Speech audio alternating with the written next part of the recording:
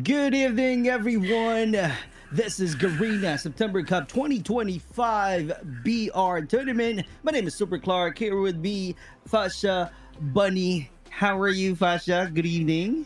I'm good. Good evening to you too, and thank you to Super Clock, AJ Mustachio Neptune, as well as production. Because everybody's been asking, where is Fasha Bunny? Where is Fasha Bunny? Well, thanks to them, I'm back, guys. What's up, community? I'm looking forward for the Garena September Cup, whereby I feel like we've already seen so much potential coming in from 2 days in a row. Now, day three, I'm looking forward even more. Right. There's a lot of stories. There's a lot of great narratives. We already have from the moment we started and yesterday battle. It's crazy, and we keep on seeing teams that are trying to do their best to be on top. But there's also a lot of biggest name involved from this tournament, and we keep on seeing their logos and being consistent. And just to remind everyone, once again, we started our registration last September 3rd to 9 qualifier stage from September 11 to 18, and right now we're at the group stage to where we started the day one September 22nd, and this group stage will be until 25th and followed by 26th of September playoffs, and the finals would be 27. So a lot of teams that are definitely trying to make sure that they can have their own spot moving into the playoffs and to the finals. Yeah, I mean, exactly. Group stage, we got 40 teams right here, been divided by two groups already. Group A, Group B. Each one of them gotta be the ones to go into the playoffs. Only few teams can be surviving to the 25 teams at the playoffs, and then we'll move on even more further. So, just to be even more detailed on the roadmap itself, started out with 400 plus team qualifiers. Only 40 teams was able to qualify to the group stage, and now we're moving into the group stage whereby 5 days of our group stage will be carrying on to get those who are at those top 20s, and then once the top 20s will be able to move into the playoffs, we'll see 16 team at the playoffs to be going to the grand final. So there's a lot of routes, there's a lot of stages that they have to go through to make sure they be able to survive until the end. And the one reason why they are trying their best to climb from one step to another step is because of the prize pool, Super Clock. That is correct, because we have the 25,000 US Sheesh. dollars price pool for the champion. They will get 10,000 US dollars, 5,000 US dollars for second placer, 4,000 for the third placer, 3,000 for the fourth placer, fifth place would be 2,000, and sixth place will be 1,000. So it's very important for them to really know what to do and really build their momentum to the playoffs and to the finals. And if in case we will have a tiebreaker, we have rules to where if two or more player or teams are tied for the most points at the end of a stage, let's say the match day, group stage, and the finals, we have the following criteria. The number one criteria would be total of victories. The number two is total kill points, and if this one's still a tie, we will move to criteria number three, which is the last round survival round. So a lot of chances, a lot of things that they can do, and adjustment as well is the key in order for them to really not to have this kind of tiebreaker, right? And just go out there, be wild, and be crowned champion. I like the last statement, be wild. Exactly. We want wildness here in the Garena BR tournament because the fact that we have tiebreaker rules, because it would be amazing and really crazy that you have the same total victories and total kill points to a point that we have to think about like, oh, Right. which rank that you had actually on the last survival game you had.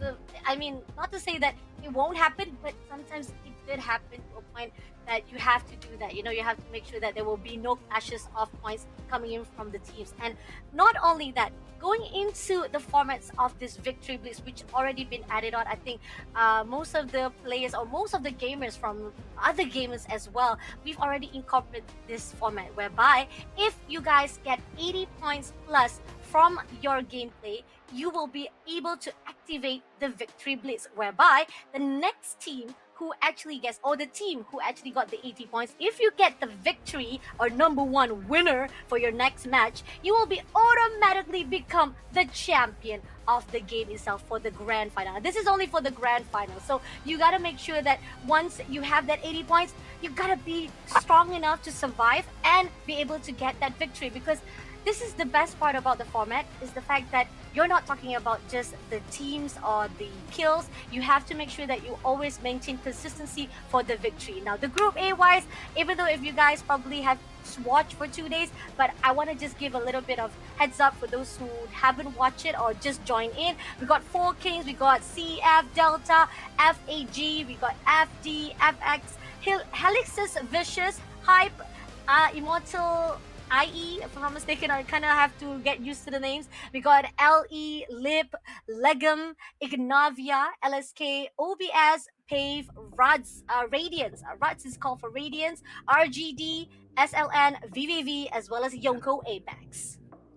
And we have 3 teams from MYSG on Group A stage, FAG and Radians, and the last one, Yonko Apex. And moving on to the Group B, we also have 1 team from MYSG Community, which is Eminence. But the rest of the teams are 4 Kings Overload, 4 Valor Kings Main, Axis Prime, Blackfire, Pasa Nostra, Delta Kings, Dream Crushers, Eminence, IE Exodus, KM2 Haters, Leap Main, Most Wanted Vigilante, Pave Main, Poison Ivy Team Atlas, Rigid TSG, RVH Gemini, TMW Creators and Crown Kings, VE Artemis, and VVV Vitus. Those are the teams that we have for the Group B.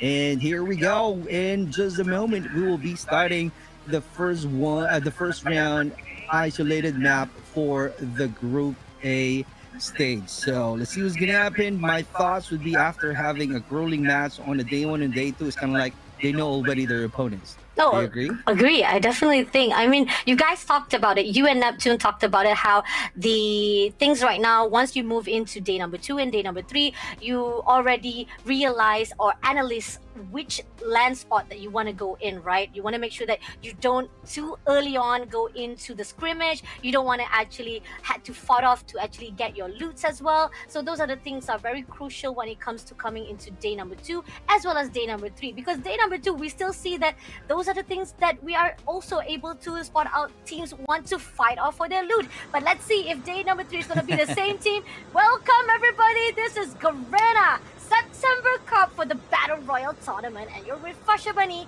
as well as Super Clock.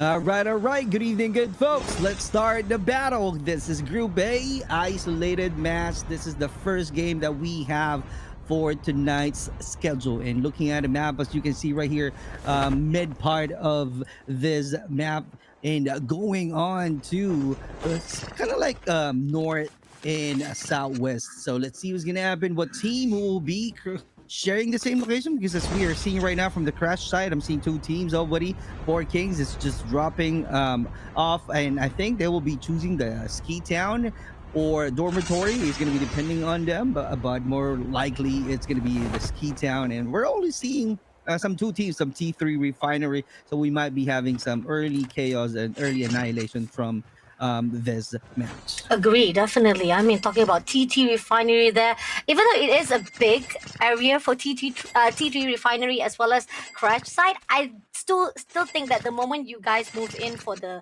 loots and you've already got your weapons and all, the fight will be started out possibly soon enough, as moment you coming in to see the location of your enemies. And so far, we are seeing that they've already got some of their weapons, but shoot comes in from Yoko Apex. Dude, getting Siren first, but at the same time, it seems that Carl takes down another player. 2 players already been knocked down. Can Yoko be able to do another one? It seems that they've managed to actually come back. Ozai was taken out as well. Now Carl gets Heath, but at the same time, they only left with 2 players left. Can they actually make it through? Oh, they actually picked up. The rest of the players are trying to survive, and they still have enough time to make sure they got the full player squad.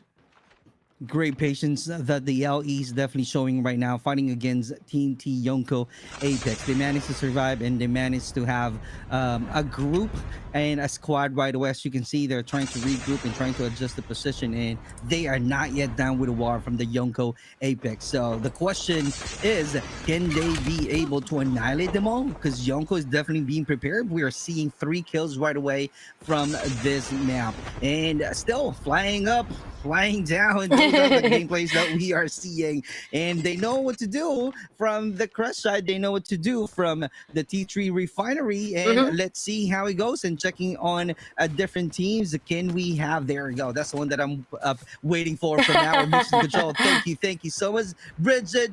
Phoenix, let's see how it goes. Let's see, because right now a great challenge for them. 3 players are into the gulag.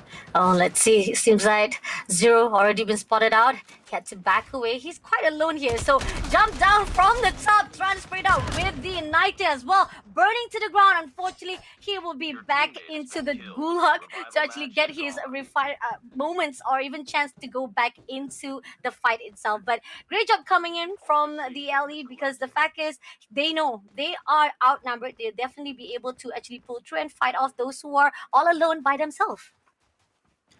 Right, and we are seeing that how good the 4 kings in terms of position. They already have the snow bee, so that's one of their advantages. And we're seeing some still battle not yet done from the Yonko. This time we are seeing from the killer feed. Pave was the one getting that kill point and definitely taking the advantage of the gulag chance. And this is the one that we are showing you. They got right off the bat 3 kills in total, and Ketz is about to go back into the battlefield once he got the W. I mean, talking about how, right, Yonko Apex was the one who was actually fighting off with another team here. Right. Suddenly, we got Pave come in for third party, say like, hey, can we join the party? And they did. They actually take down a couple of players, but we're still seeing 19 teams still surviving, still fighting off here for our gameplay for first game of the day itself. So it seems so far, most of the teams are still surviving right at the moment. And seeing the Rigid Esports able to survive from the gulag, and we are seeing Maki being the dog tag, so they need to really gather a lot of cash so that they can buy that dog tag. If it's not a fire sale, it will cost you 5,000, and if it's a fire sale, it's only, if I'm not mistaken, 3,000.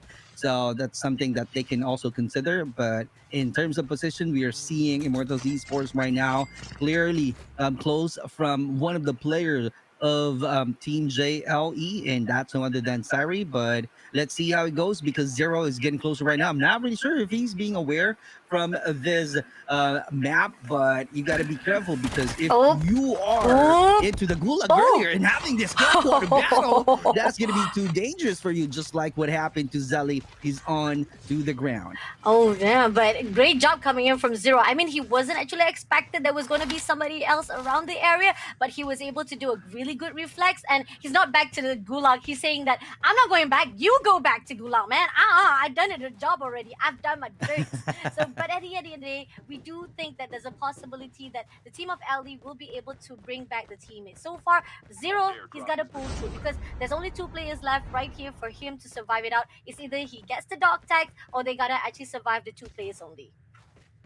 That's right. And seeing the number total points of Rigid Phoenix 69, they're on top 5. So they really wanted to make sure to add more points so that they can be part of the playoffs. And we are talking about that earlier. The number of teams can only be able to join into the playoffs, and 16 teams are moving into the grand finals. So looking at the scores, I think they're being aware on how to strategize tonight. Oh, agree, definitely. I think the fact that now day number 3 is much more crucial. Some of the teams already got a lot of points already, but once you move in for the 2 last days for you to actually go to the playoff, this is the crucial point that you gotta be very safe. Now the zone is closing in, and up close to hype, there's VVV. Are they actually noticing? I think they actually notice it, but VVV has the opportunity to actually gatekeep the zone. They will be able to actually take down, but at the same time, if they are not quick enough, it will be Haley. But at the same time, shots coming through. Oh, nicely done. Able to take down by Karma itself, but at the same time, they are trying to actually vicious out to go in for VVV. Where's the rest of the VVV? And we also have eyeing right at the same composure. Immortals Esports clearly having the perfect timing, annihilating all of the other opponents, clearly doing some great flanking. It really works. I don't see someone from IE right now going down to the ground. A lot of chaos right off the bat, 6 kills in total from their back, and still managing to survive, even if they're still outside of the zone. And we know for a fact that that's one of their strategies. But right now, it's not going to be too long to where they really need to take good care of the position as well. 7 total kills already from IE, and from the killer feed, we are seeing a battle from Four Kings and CF. Greed is on the ground. And speaking of the ground, as you can see right here, CF is also rotating, Oh. trying to do some Marceline move. What a great zigzag that we are seeing in another close water battle. This time, Top Bips got on the ground, and Ali being traded at the same time. And this is going to be the reset coming out from Yato. Let's see if he can do some counter from these 2 remaining soldiers. I mean, I think there's no problem at all for the Four Kings. Definitely CF was the one who had to run for the money because they were actually having problems. But he's looking, throws out the smoke bomb. He knows for a fact they're going to pick him up first. That's the bait. He goes in with the snowball, but it seems that he's going to actually try to survive it out. Sprays through the smoke. He does seize it, but it's quite a bit difficult to actually pull through because they are scattered. So he's quite unsure whether he wants to go in for that one player or he wants to go to the other side of the players. So Yato says like, let's pull back first. Let's see where they are actually going in for the fight itself, because you want to fight 1v2 is a little bit risky. But at the same time, this is an opportunity for Salty to pick up Ali again. Knowing the location will give you an edge in winning the battle, and that's what we are seeing already from the CF, and able to help out his teammate to go back on his feet and going back to the map. Thank you so much, Mission Control. We are seeing right now a lot of different colors, a lot of teams still at the edge of the safe zone, and that's the key. They are really confident staying at the edge of the safe zone. And speaking of confident, we are seeing Lee Burn, one of the best teams that we have from the Group A. Let's see. Oh my God, he didn't notice that one. No! I jinxed it. You jinxed it! You caster cursed it! No, Sabuka, why would you say that? It's too early to say that! Lip is gonna come for you, man! Oh. I'm really sorry. But nevertheless, he's all alone. I mean, what do you expect? I mean, there's 2 people right straight coming up onto that stairs. Definitely, you're not going to be able to do so, especially the fact that you're just on your stomach, just lying down. But then again, don't worry, we still have 90 more teams coming in. And at the area of Delta, it seems that they're quite fine. I've been hearing about this bunny. I know there's some people also been asking, I know. Is that me? No. It's Farsha Bunny, okay? It's not me there. I'm casting here. Finally, I get to prove to people it's not me who is playing there. But anyway, we do see there is a fight from Legum as well to take down Tangor from the Haley 6 Vicious. But there's a fight that we can see from a couple of types that are scattered around because all of them are trying to get into the safe zone. This is the problem. Once you have so many teams trying to get into the safe zone, there's going to be a massive holocaust. But here on out, it seems that IE spotted out Helices, and they're going to be try to be safe at the moment, figuring out if they want to go for a fight or they want to actually just zone out just a little bit. And that's something that we are seeing already from Immortals Esports. In fact, it's really interesting, Fasha, because we are seeing that we still have 18 teams. Exactly. 62 soldiers in boots. And this is the one that we were talking about earlier. You asked about the hack class, and that's a preparation already that the team is clearly doing before they push in and do some ambush from their opponents. Agree. I mean, like the hacker class into the strategy of the teams, I love it because we rarely see it into the gameplay of tournament. But so far, I feel like this is where the fine line that you get the moment or try to actually cool down or hold down every active skills that they have so that your team have the proper or advantage to fight off. If nobody be able to actually use their skill, this is the fine line. You get the better upper hand of advantage. But here on out, LSK seems that they're just playing off very safe inside the buildings and moving on to the hype. They've already rotated around the area of the harbor. So it seems that most of the teams are still trying to play it because you got 80 teams, but on the other side we got Trevor here able to actually have fight with the Pave as well as the Four Kings. Storm Kings will already been taken out, so they got 8 kills already in their hands. And going back to the hack, as you can see right there, outside of the zone and trying to be ready. And maybe he's just trying to prepare himself for a battle, which is the one that we are seeing right now from Haji, trying to dodge some of the bullets from the opponents after knowing that there's a lot of players around him. Here we go. And it's going to be high ground advantage, but he's the only player. Let's go. And just like that. Oh, no! What? Haji being caught off guard. What a great job coming out from Delta KG. Haji, you were supposed to backstab. What was that? But buddy, hop it off. No, buddy. What was that? But at the same time, double kill coming in from Cloudy, and this is coming in from OBS. I haven't heard this name for a long time, man. It's so happy to see Cloudy and Quasi back again on the scene, and they're doing well. We got 3 kills already. Yeah, they play it safe, but this is where the fine line. You know for a fact the zone is closing in. It's getting more smaller and smaller, the safe zone itself. You are going to actually be pushed to fight itself, and hopefully this is the tension and the pressure that is needed from the OBS. But Radiance, now we got a girl player inside Radiance, and I'm looking forward to see the girl power within themselves. We got Posh, we got Amanda, so looking forward for that. But at the same time, we do see Leap is fighting off with the F8G as well, which Hasia was already been taken out. Sniper in the hands, XPR, loving it. One of my best and favorite weapon to be seen. You can just spam it out as much as you want. But at the same time, it seems that Paul couldn't see anyone properly, so he's going to actually rotate back, looking better in another position. Now, moving to another side, we do see Lip here fighting off, and I'm not sure if Lip was able to actually take down the rest of the F8. It seems that Nico will be the only one left, and they managed to actually pull through and take down the last players itself, but I'm not sure if that's the end of it, because I think Alfie, Kixiao, and Hasiao is still surviving, so there's still a time or survival for them to actually pick him back up. And it's part of the, or I can say one of their strategies is really how are they going to manage their chance to respawn by winning into the Gulag. And that's part of the formulas in winning the battle. And speaking of winning, Indra getting a good debut from one of the players of LE. We're only seeing Zelly right now trying to stay alive, having some battle. And just like that, Zelly got knocked down on the ground. OBS still fighting FX this time, the Academy team, to where they're still on their assignment. Are they going to go ahead and have a good grades and execute whatever assignment that they've got from the academy? That is something that we need to find out. I mean, if the lecturer says that you're doing good, you got Dean Sleaze here, yeah, definitely. But KG, KG was taken out there while he was trying to get into the safe zone, and it seems that we do see OBS trying to actually survive as well as trying to gatekeep every single players who try to go into the safe zone. And this is where we see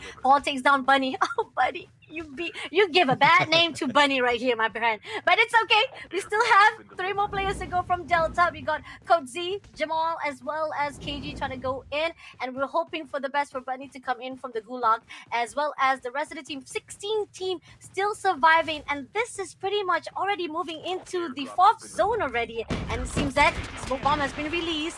Jamal's trying to actually pull through, but he uses Snowball. He said that this is outnumbered. I don't want to go in. I need to know where are they actually. And this is the right situation that you want to actually find how the teams are going in, how many players are around the area, so that you can actually execute properly. But here, my bro, FD, does he spotted out Jamal? He spotted out Jamal. He sprays as much as possible. He's at the outside zone, but Jamal, on the other hand, he's doing as much as he can to zigzag to survive it out all those shots.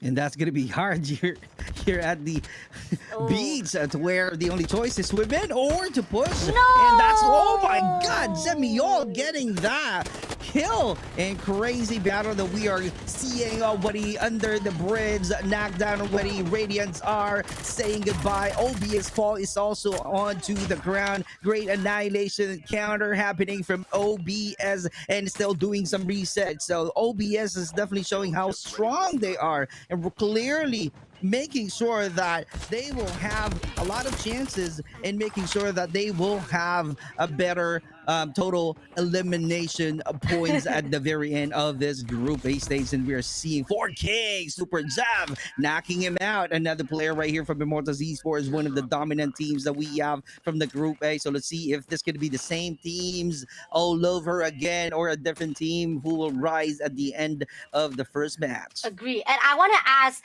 what was Cats thinking? I mean, Cats, you went into FX territory all by yourself, and you're like, there's somebody here, and you die instantly. Bruh, next time knock on the door first, please. Say, hello, is anybody here? But anyway, moving on. We got 10 more teams to go. Right on top of the roof, we do see RGD Zero. Hope that he's careful because there's two players right at under his feet. And if he comes into this building like Cats did just now, it will be the end of him if he's not careful. So let's see if he has the much information that is needed for Rigid, because right now they're only left with Zero as well as Maki. I mean, we are having a little bit of technical issue. Sorry on the end of our side. I'm not sure if you're having it, but okay, we're back on scene again. And seeing from the side of Immortal Esports, right? They're doing well. They already got 12 kills so far, and they're rotating around. Hacker Glass on the scene right now. They already get as much as information and disactivating every single player's active skills. But shots coming through from Jamal. Jamal is on fire. 7 kills is already in his head. Leap is right in front. He doesn't see it. There's one player right behind that tree. Jamal, no! Taken down by Leap. MJ and Boost straight away because he was not aware of the situation. This is how you do some camping. This is how you hide. Survival instinct in close quarter battle. Just like that. Gecko getting the knockdown, but that's a 2v1 situation. It's going to be hard, not able to react. FX still surviving. 2 players still in. I think 1 more player outside of that building from the FX, and see Quasi hacking it out right away. 20 soldiers on boots. 8 teams to go. 9 total of kill points from OBS. So let's see how are they going to end this battle. Just like that, Cloney is on the ground as well, and Kwasi still trying to find some good angle, looking for the advantage in terms of the vantage point. But let's see how close they are in annihilating FX, because in front of them, just the 2 soldiers to where they're doing their best to connect and having a great cover at the same time, and Kwasi minding the right corner, seeing the 2 players of Leap and Bound. So let's see how will it go. Are they gonna go ahead and be crowned as champion for the first match, or another team to where I'm seeing Leap and Bound? I mean, we are seeing a lot of teams are only having duo only inside their squad, right? So that shows that there's not much of advantage for one team to another team. Every one of them are just duo. But at the same time here, I love the fact that IE is just trying to actually have a lot of space between themselves, because they know right in front of them there's definitely got 2 or 3 teams inside. But there you go, OBS Quasi takes down Toby, but it's gonna leave out Dio all by himself. Can he actually go through? Because it seems that Leap also, oh my god, Hallis is vicious coming in to fight with the Leap as well, and now they're trying to survive it out. Can they make it through? Dance is the only one left. He's trying to spot out that 2 players. He goes jump into the smoke, but that's gonna be tricky, so he pulls back instead, and that's a right decision coming in from them. 5 more teams to go, still surviving for that last win, but oh no! Dio! That's gonna be the end for the FX, so 4 more teams to go for our victory of first round. Who's gonna be it? Who's gonna be it? Is that gonna be OBS, Rigid, or Leap? And that's gonna be a good thing from Quasi, because he got the intel already, rocking 30 kills in total as a team. 4 teams to go. Rigid, Phoenix, Leap, and Bound. OBS, Helixos. Here we go. Let's see. Rigid Esports, in terms of their position, they got the advantage. So it's gonna be depending on them. How are they going to find some perfect execution of their gameplays? That's the reason they're staying at the edge of the stage. And that's a good battle coming up from burning his opponent, but not able to survive, because it's going to be a Parker who makes it delay him going into the save zone. And Leap as well, but right now at the very end, Rigid Phoenix got the victory. Rigid Phoenix, like you said, they have the position, they have the save zone.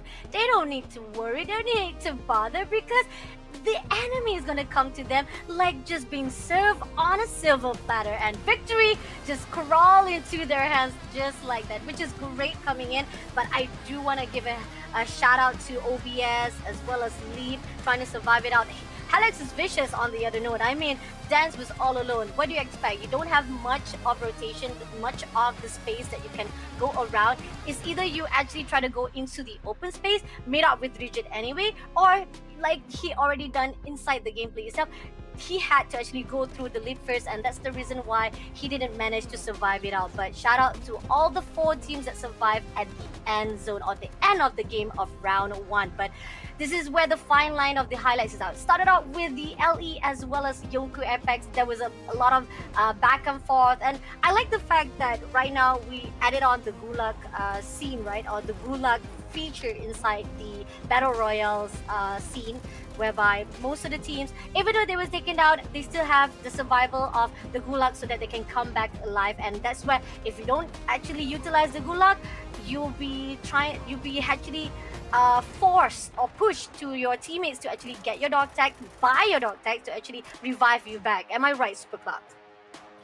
That is definitely true. You are on point in saying that one, because if you're not able to get a win from the Gulag fight, you still have a chance to go back into the battlefield if one of your teammates will be able to buy back your dog tag. It only means that there will be another mission that they can do to where they need to find some cash, Yeah. so that they can buy you back into the battlefields. And those are the strategies that has been added to their gameplays, but it really depends on how are they going to execute, how are they going to manage those kind of features, make it as one of their advantages. But those are the highlights that we shown you earlier, and we are definitely showing you, and we wanted to say congratulations to Rigid Phoenix ending the W at the very first round for the isolated match. And looking at it, Zero is not again being a zero, because as you can see, he's the MVP. Although AJ got the zero kill right there, but Zero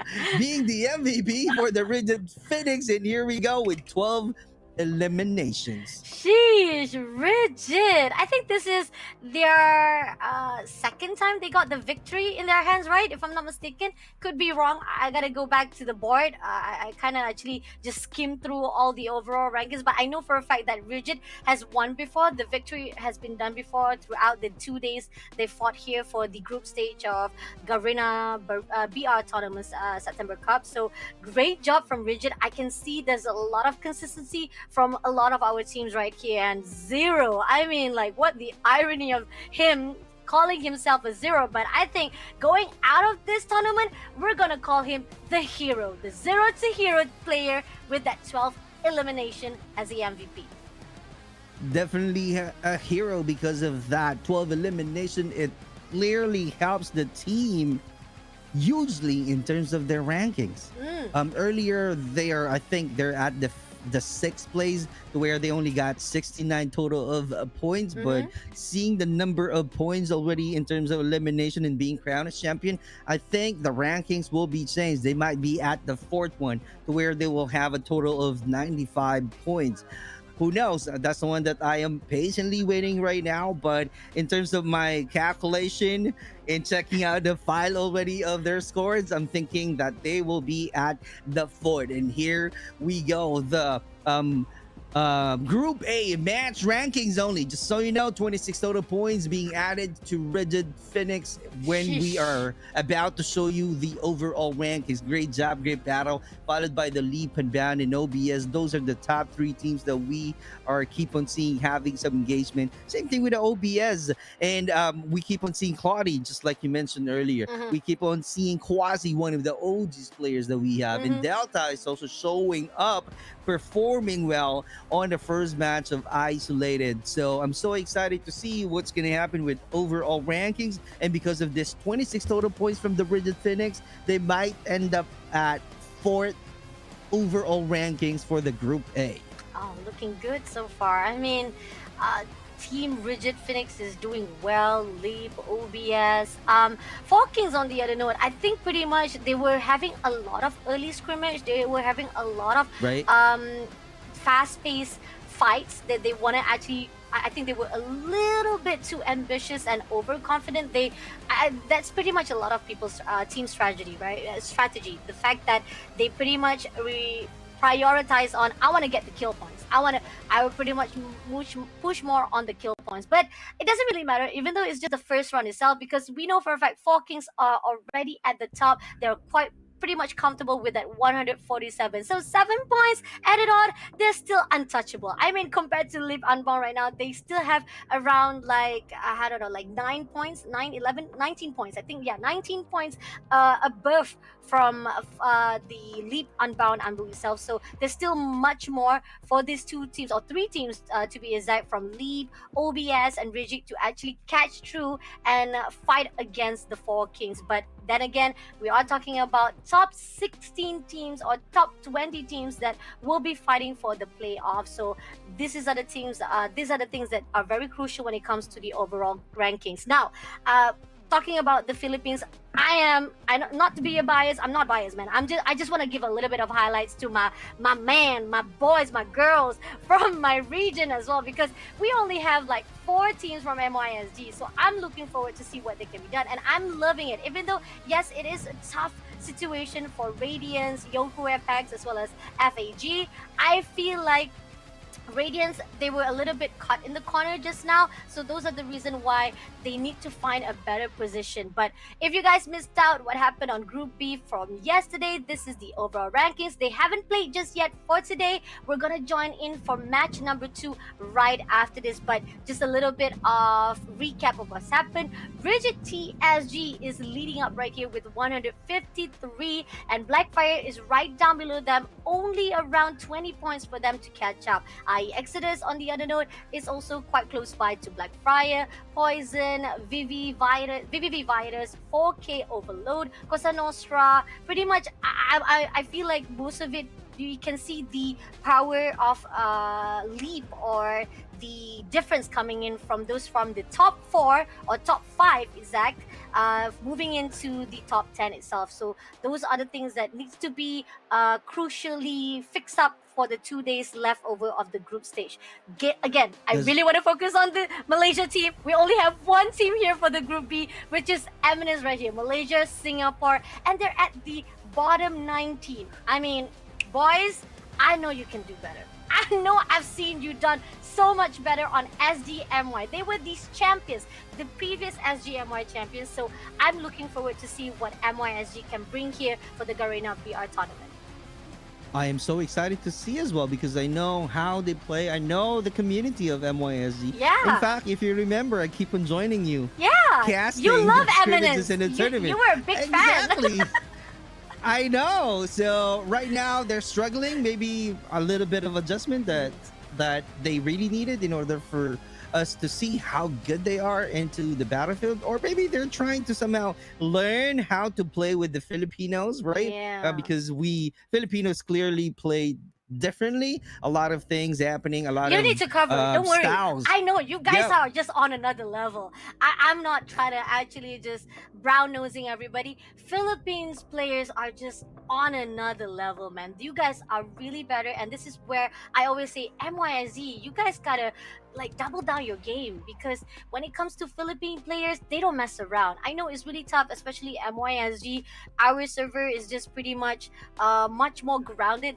They like to play a little bit safe compared to how Philippines are. Philippines, they all out like say, we want kills. We want kills, and that is why you guys are just on top always. Well said. And well, speaking of, we keep on looking a lot of kills. The format that we have for this Garena September Cup, clearly all about getting number of eliminations in order for you to be on the top rankings, just like the one that we keep on talking earlier. Right now we are seeing Rigid Phoenix being the first one showing their logo on isolated map. It's kind of like cemented the isolated match 1 for the Group A. We're gonna move on to the Group B, to where we're talking about Eminence from the MYSG community. So we were like expecting, who knows, is this gonna be a caster curse or Don't something say... that, because yesterday I called out Rigid TSG. I said, I don't see the logo of Rigid TSG. And then after saying that one, they won the battle. Right now we're talking about Eminence. Who knows? I'm I'm expecting that I will be seeing the logo of Eminence. I like this. I love the fact that the caster curse now has been reversed, because usually when we say something, especially that we saw already the weakness of Leap is really powerful, but then bam, Leap just shuts down instantly. But that's just the game number one. Right now we're moving into game number two. Welcome everybody. This is the Garena September Cup again for the Battle Royale tournament. You're with me, Fasha Bunny, as well as Super Cup for the Group B match number one. Match number one, Group B, the flight going to the southwest that we are seeing right now. So let's see if who will be the teams sharing the same location. Right now, Team J is the one that I'm seeing choosing to be at the dormitory map, and I think that's going to be KM2. KM2 is one of the best players as well. In terms of their performances yesterday, they are freaking on fire. So let's see, because in terms of number of points on our overall rankings, KM2 is clearly at the top. I think top 7. They're racking 49 total of points, so they need to add more points so that they can secure a spot being the top 10 teams for the Group B. And as we all know, for the Group B, the Rigid TSG was the one dominating the Group B battle. So that definitely a lot of fans, a lot of viewers right now expecting that the Rigid TSG will be getting the win for the Group B. Who knows? Because don't forget, we still have Blackfire. Oh, Don't forget, we still have IE Exodus.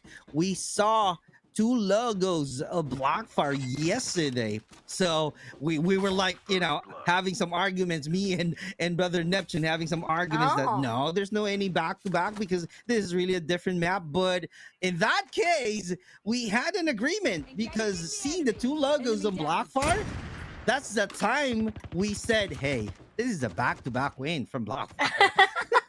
But yeah, I agree on that note though. But here on out, we are seeing that Eminence, just when we were talking about them, it seems that they're having a little bit of struggle here with Axis, whereby they're having a little bit of shutdown already.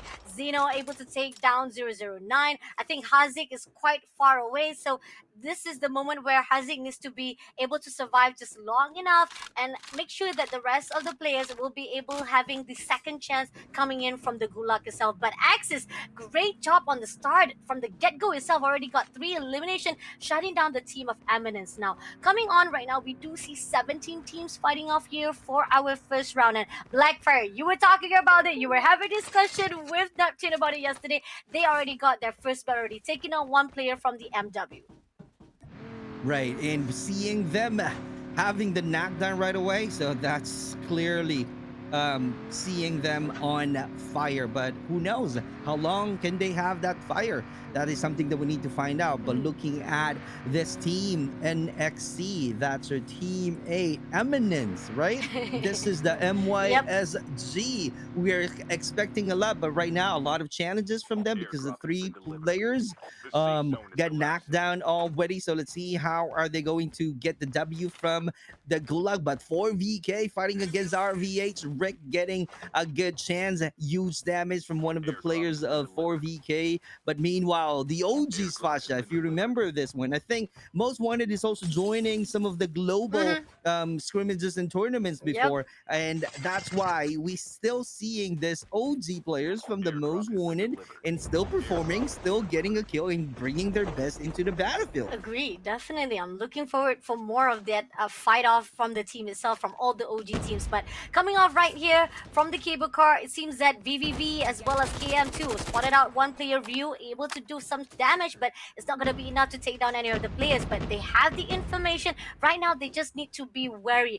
Where is the positioning, which side they want to actually go in for a fight, because VVV, they're not giving that easy information. They're not actually exposing too much of their location, to a point that KM2, they're like, where do we go? Do we just stay here, or do we actually just want to go in for a fight? Because Safe Zone, sooner or later, is going to actually go out. They're actually having that ways that, I think that Kuzma already spotted a 1, but he's going out. Oh no, not in the nick of time because of the growl. And Kuzma was taken out just in the moment he was using his snowboard.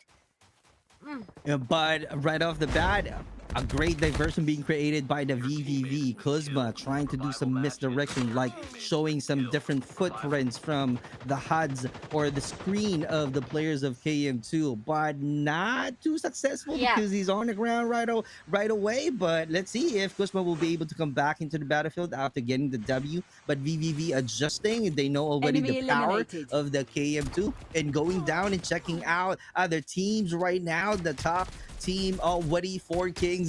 This time a different team, Overload, trying to get their hands dirty for the team KU Denver. From the TMW, Kratos got knocked down on the ground as well. Another chance going back into the gulag. So let's see what's gonna happen. How are they going to really add more kill points from this team for Kings Overload? Because from the overall rankings, they are the top 6. They are rocking up 72 total of points. Although they secure a spot already being on the top 10 teams from the Group B, but let's see how consistent they are, because knowing that, hey, we're already part of the top 10, we have a chance to play in the playoffs, but we are not yet done with the war. We still have another day, which is tomorrow, Mm-hmm. for the group stage. So you got to be consistent and you got to be aware on your points as well, so that you can think of a better ways on how you strategize in getting the W at the end. Agree. I mean, right now it's really crucial for you to maintain your position. Yeah,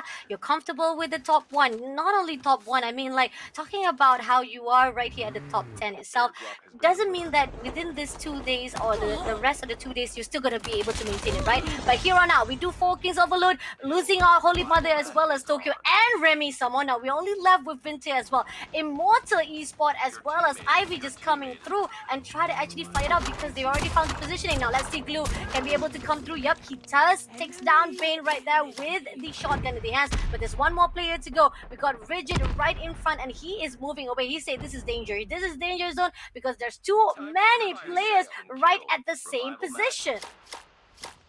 And we are seeing the high ground advantage of the Rigid Esports. So rotating already from Immortals Esports, Exodus, one of the best teams as well from the Group B. But Stellar being alone on the bridge, going down already, seeing the players of Poison Ivy, Team Atlas, PJ swimming in, creating some space because he knows for a fact that he might be battling against a complete squad. Blackfire Berto annihilating most wanted players that we are seeing from the killer feed. Glue connects a few shots and Glue saying goodbye. That's a great shot. Long range from Stellar, another kill point. But looking at the number of kill points, I know this is really, we just started the battle, but right off the bat, we are seeing a great number of kill points from Rigid TSG, 5 total points. I mean, the timing that they actually took, right? The fact that they knew there was a lot of fight just now. Four Kings Overload was the one who was actually ambushed by the team Ivy as well as the Immortal Esports. But Rigid say like, let's hold it out. Let's see what's going on right now. And then the moment they feel like this is the right time to attack, they strike on, and they got a couple of points already for them. That's a really good bonus of farming just for the side of Rigid TSG, and that's the reason why they are top one, because crucial timing, the right moment for you to actually strike is very, very brutal. And Rigid TSG just given us the example of how to be very disciplined players inside the tournament of BR. Correct, and heavy discussion in terms of game sense. I keep on seeing a lot of discussions, a lot of arguments in terms of game sense. I can say and I can add, how about the awareness of the surroundings? And that's the one that we are seeing from the Rigid TSG. I know I'm part of the Rigid Esports. It's like, this is me doing some live bias satellite. No. There's no biasness. Live bias satellite. No, I'm just kidding. But I know for a fact that you guys know that I am part of the Rigid Esports, but I'm doing my job right now. I'm making sure that I'm doing and giving you some a fair narrative, fair stories from this match. But we keep on seeing Rigid Esports having a great performances. That's something that we cannot deny. In fact, after seeing them started at 5 total kill points, they added 3 more right away. As you can see, 8 total of points, and we still have the perfect 17 teams with 60 soldiers on boots. It ain't bias if it is facts. And facts never lie. Exactly. So anyway, we're Thank seeing you so much. we, we are seeing 17 teams still surviving. I mean, this is already around the second safe zone already so far. A lot of teams still are having a lot of pressure, but they still manage to survive it out because of the gulag, because of the revival. But going into the downtown right here, it seems that Blackfire is gonna go in for a fight with Kosa, but can they actually pull through? It seems that Luki was able to take down Kush and now looking for the rest of the players. Luki gotta be careful here. He needs to heal himself, get this armor plate as well. And Raf is just behind the side of the walls itself, so definitely not gonna be able or easy for anyone to actually spot him out just yet. So still chance for the team of Kosa to still survive because they got two players just waiting at the gulag. But somebody just flown there. No, it's KM2 just coming in say hello. We want to join the party. Third party indeed, and KM2 still having a complete squad. It's kind of like, hey, can we join the party? And it's true enough, they managed to get some kill point roaming around using that wings. Reslick and definitely got the intel that he can share to the rest of the teams, and let's see how are they going to have a better position knowing the location of their opponents. But in terms of defense, Blackfire, come on, man, that's really a great defense inside of this building, and it was clearly huge. And we are talking about knowing the location, having a master of any corners of this battle. But I jinxed it again. What is going on in red? Saying goodbye from the 2v1 situation from KM2. Oh my god, I'm really sorry. Why? No, people are not gonna actually attack you for biases now. They're gonna attack you for your cast stickers. Now that's the problem. I cannot save you, bro. Biases, I can save you, but cast stickers, I'm out of hand. But anyway, we do see Nancy will be spotted out, immediately be taken out by the KM2. Not even one situation or not even one hiding spot can be hide out by the KM2. They will spot you out very easily, very quickly, and hiding is not a solution for them because they will hunt you down like a wolf. And that was amazing coming from that. They already got 10 kills in their hands, and looking on the safe zone right now, we are already almost close to the edge of our zone, and we still have a couple of teams still playing around at the end of it. And clearly, yeah, they're adjusting, and they know already how much damage that they're getting if they're going to stay outside of the zone. And KM2 still freaking strong. And they managed to win a battle from the Blackfire. I'm really sorry from the Blackfire fam by cursing them. Oh my god, I'm just creating and building a great story for the Blackfire, and yet seeing them being knocked out from the KM2, I'm really sorry. But let's go back to the battle. We are seeing 4 Kings Overload right now, trying to do their best to do some regroup. I'm not sure if that's really a plan. Going outside of the zone is going to be a great challenge, and adding more pressure to their shoulder just to be inside of the circle and seeing on top of the hill. Let's see if they will be staying on top at the end of this battle. That's your rigid TSG having a complete squad. Stellar managed to come back into the battlefield with 13 total kill points. And let's see, TMW, one more player, he's being found. Close water battle, just like that. Another Stellar is right there, and that's a free loot from Stellar.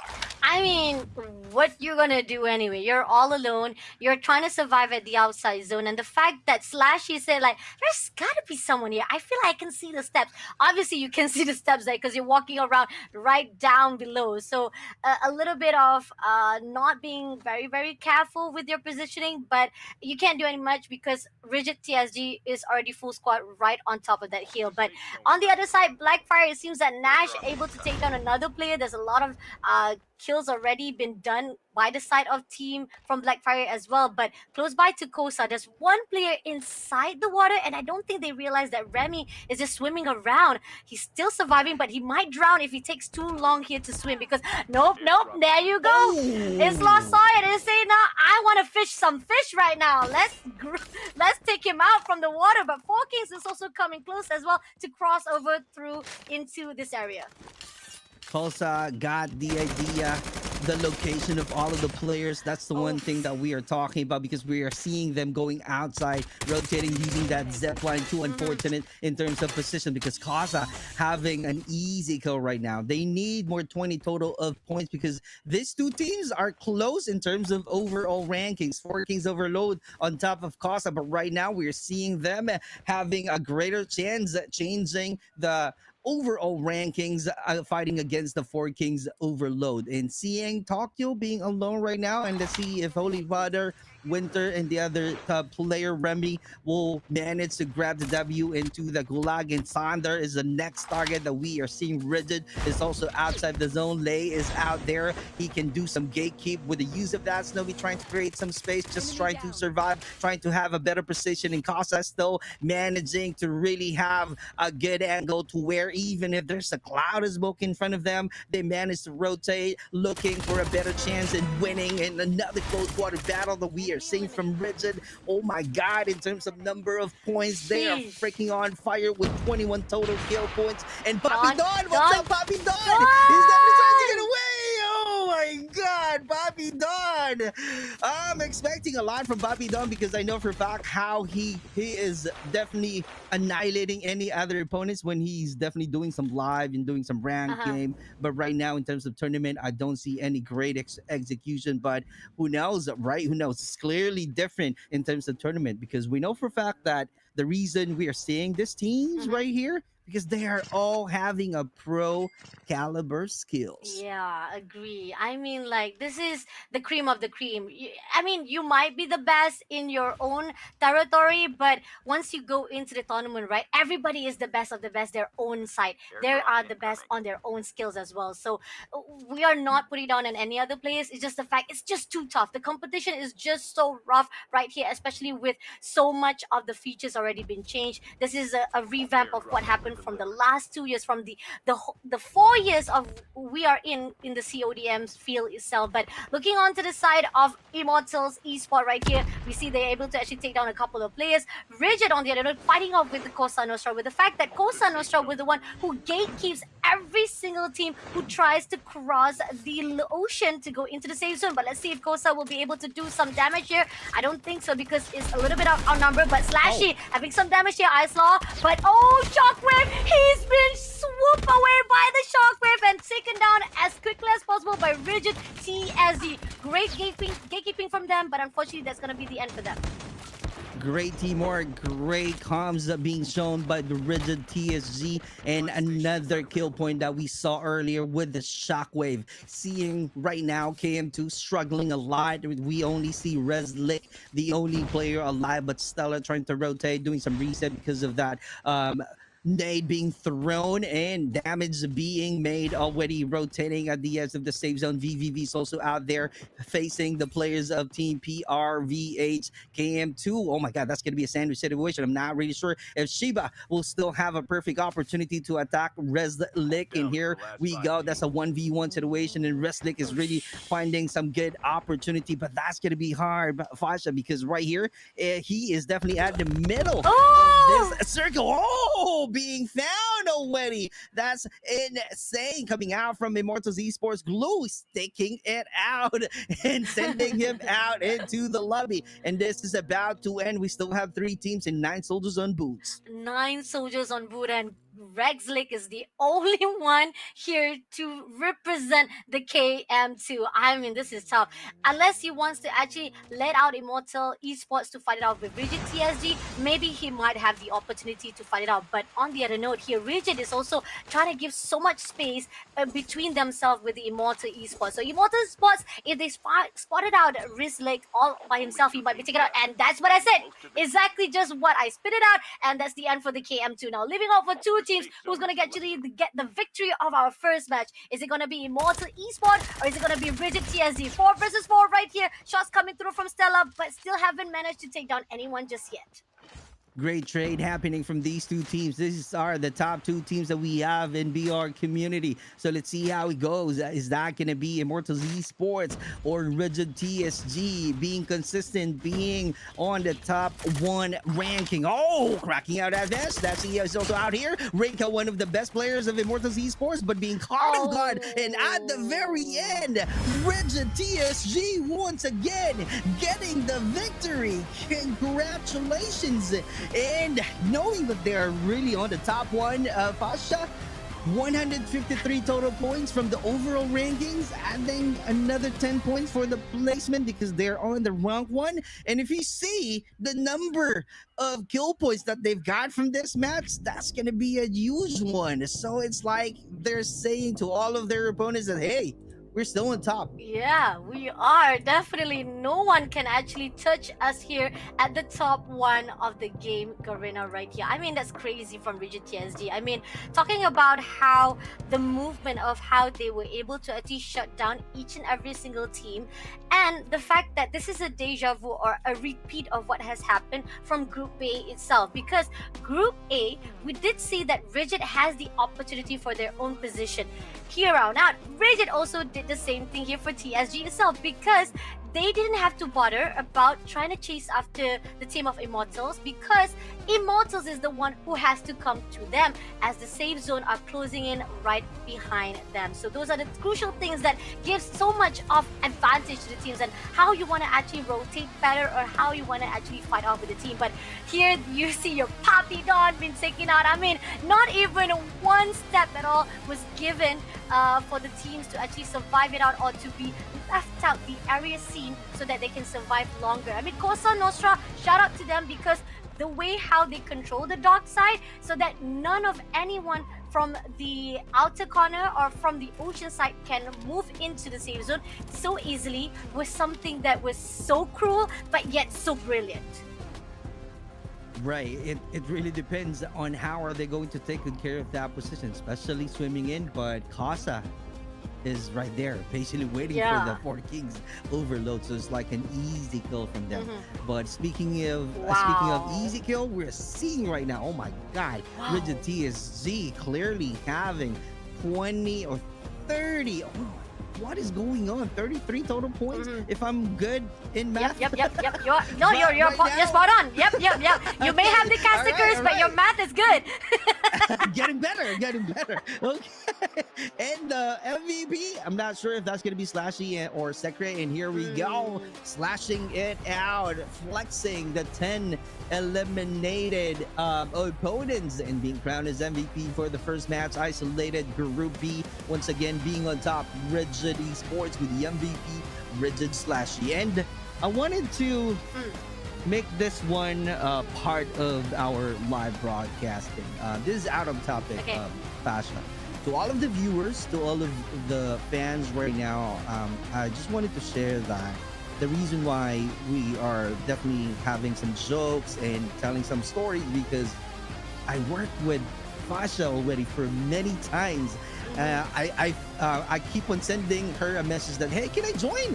Can I join your casting? I wanna help because I know for a fact that casting 4, 5 rounds or 6 rounds are really tiring. So I feel like I wanted to be involved and help out Fasha. And she's very welcome and open on that one. So that's why I was able to know more about Fasha and able to learn how can we be able to have a great chemistry in terms of casting. That's the reason why we keep on laughing right now because we have a lot of stories to share.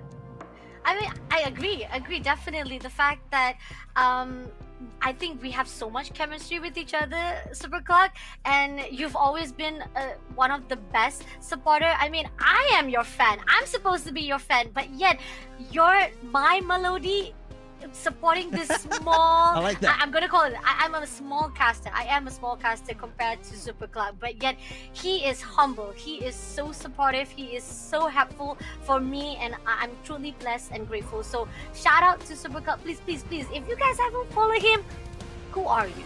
Who are you? I mean, like, if you ain't community, you won't be following Superclock. So if you are community, please follow Superclock. Shout out to the whole production itself of Garena as well. I mean, Neptune, AJ Mustachio. I know a lot of people say like, where is AJ Mustachio?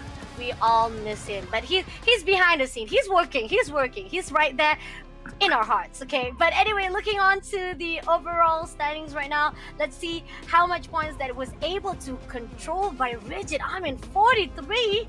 That's Wow. crazy. I mean, talking about how we saw from Group A, right? This is a massive, massive damage that was done by Rigid.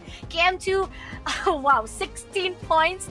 That's over. I don't know. I mean, my math is really bad, but let's just say it's like 30 plus above. Okay, that's 30 plus above coming in from Rigid for itself, and then IE on the other note having the same numbers. Poison Ivy with 14, Blackfire with 13. I mean, not that bad coming in from those from the top 2 to top 10, but we want to go into the top 11 to the bottom 20, right? I mean, 8 points from VVV Fighters, 4 Valor Kings with 5 points with Gemini as well, TMW Crowders with 4, Eminence with 3 points.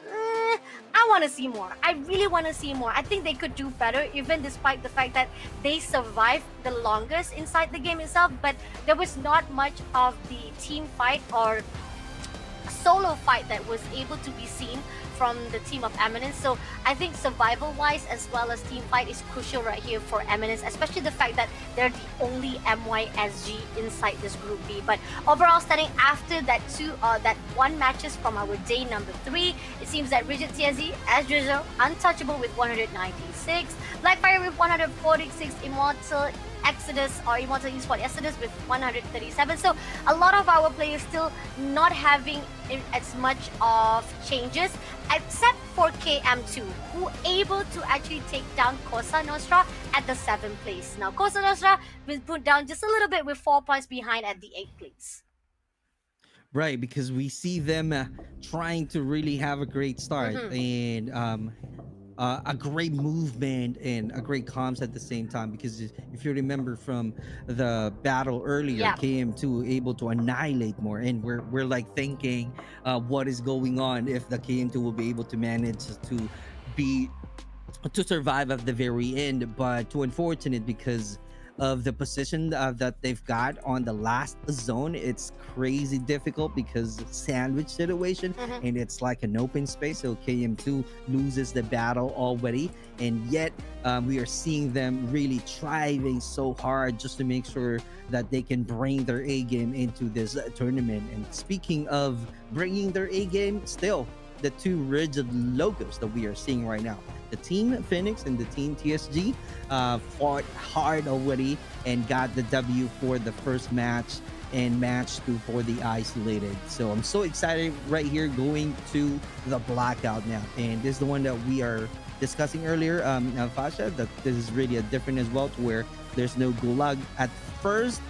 From the scrimmages that we are doing, from the tournaments that we are doing, a lot of players doesn't want to have, to play in Blackout map, right? Yeah. Their map favorite is definitely Isolated. Yeah. But because of the gulag feature, they're like leaning towards to the Blackout map. I agree. I mean, at least Blackout map is the classic one. Even though we hated Blackout because of the landscape, it's too open. Whether you are on top of the hill, whether you are at the bottom of the hill, you try to actually probably hide out in the midst of the trees or the buildings, you are easily been spotted out very quickly at the Blackout map. But then again, because of the gulag features, now people are saying that I'd rather go to Blackout because I survived better there compared to the Isolated map. Is that true or not? 100%. 100%. And with that being said, before we start the Blackout map, we're going to go back after a quick break.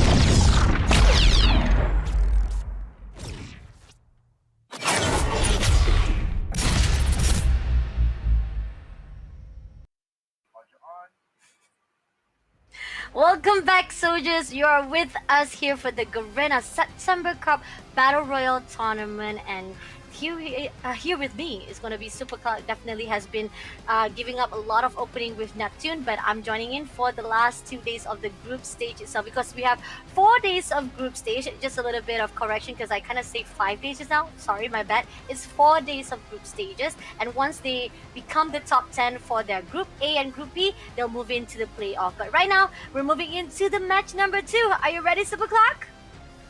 I am definitely ready to see the actions coming back to the Group A, and we will be playing in a blackout map, which is definitely interesting because we keep on saying and discussing about the strategies that they keep on doing. Like you're mentioning earlier, long range and a lot of buildings and the locations gap from the map of blackout. And I know for a fact that from the pro players itself, they're saying that they are so lazy to run, to walk, so that's why they keep on finding some vehicles to use to rotate from the point A to point B. But it's also beneficial to the players who clearly better and and doing their best to use a sniper. So it's one of the things that they can take advantage of. If you're a sniper god, why not? Blackout map is perfect for you. Agree, definitely. This is a time where most of the snipers have to take opportunity, take advantage of your skills itself, because long range wise is the most beneficial or even opportunity for those who can be able to take down or get as much of how do I say, opening to actually team fight. Because again, blackout is really a big map. Not to say that isolated is not a big map.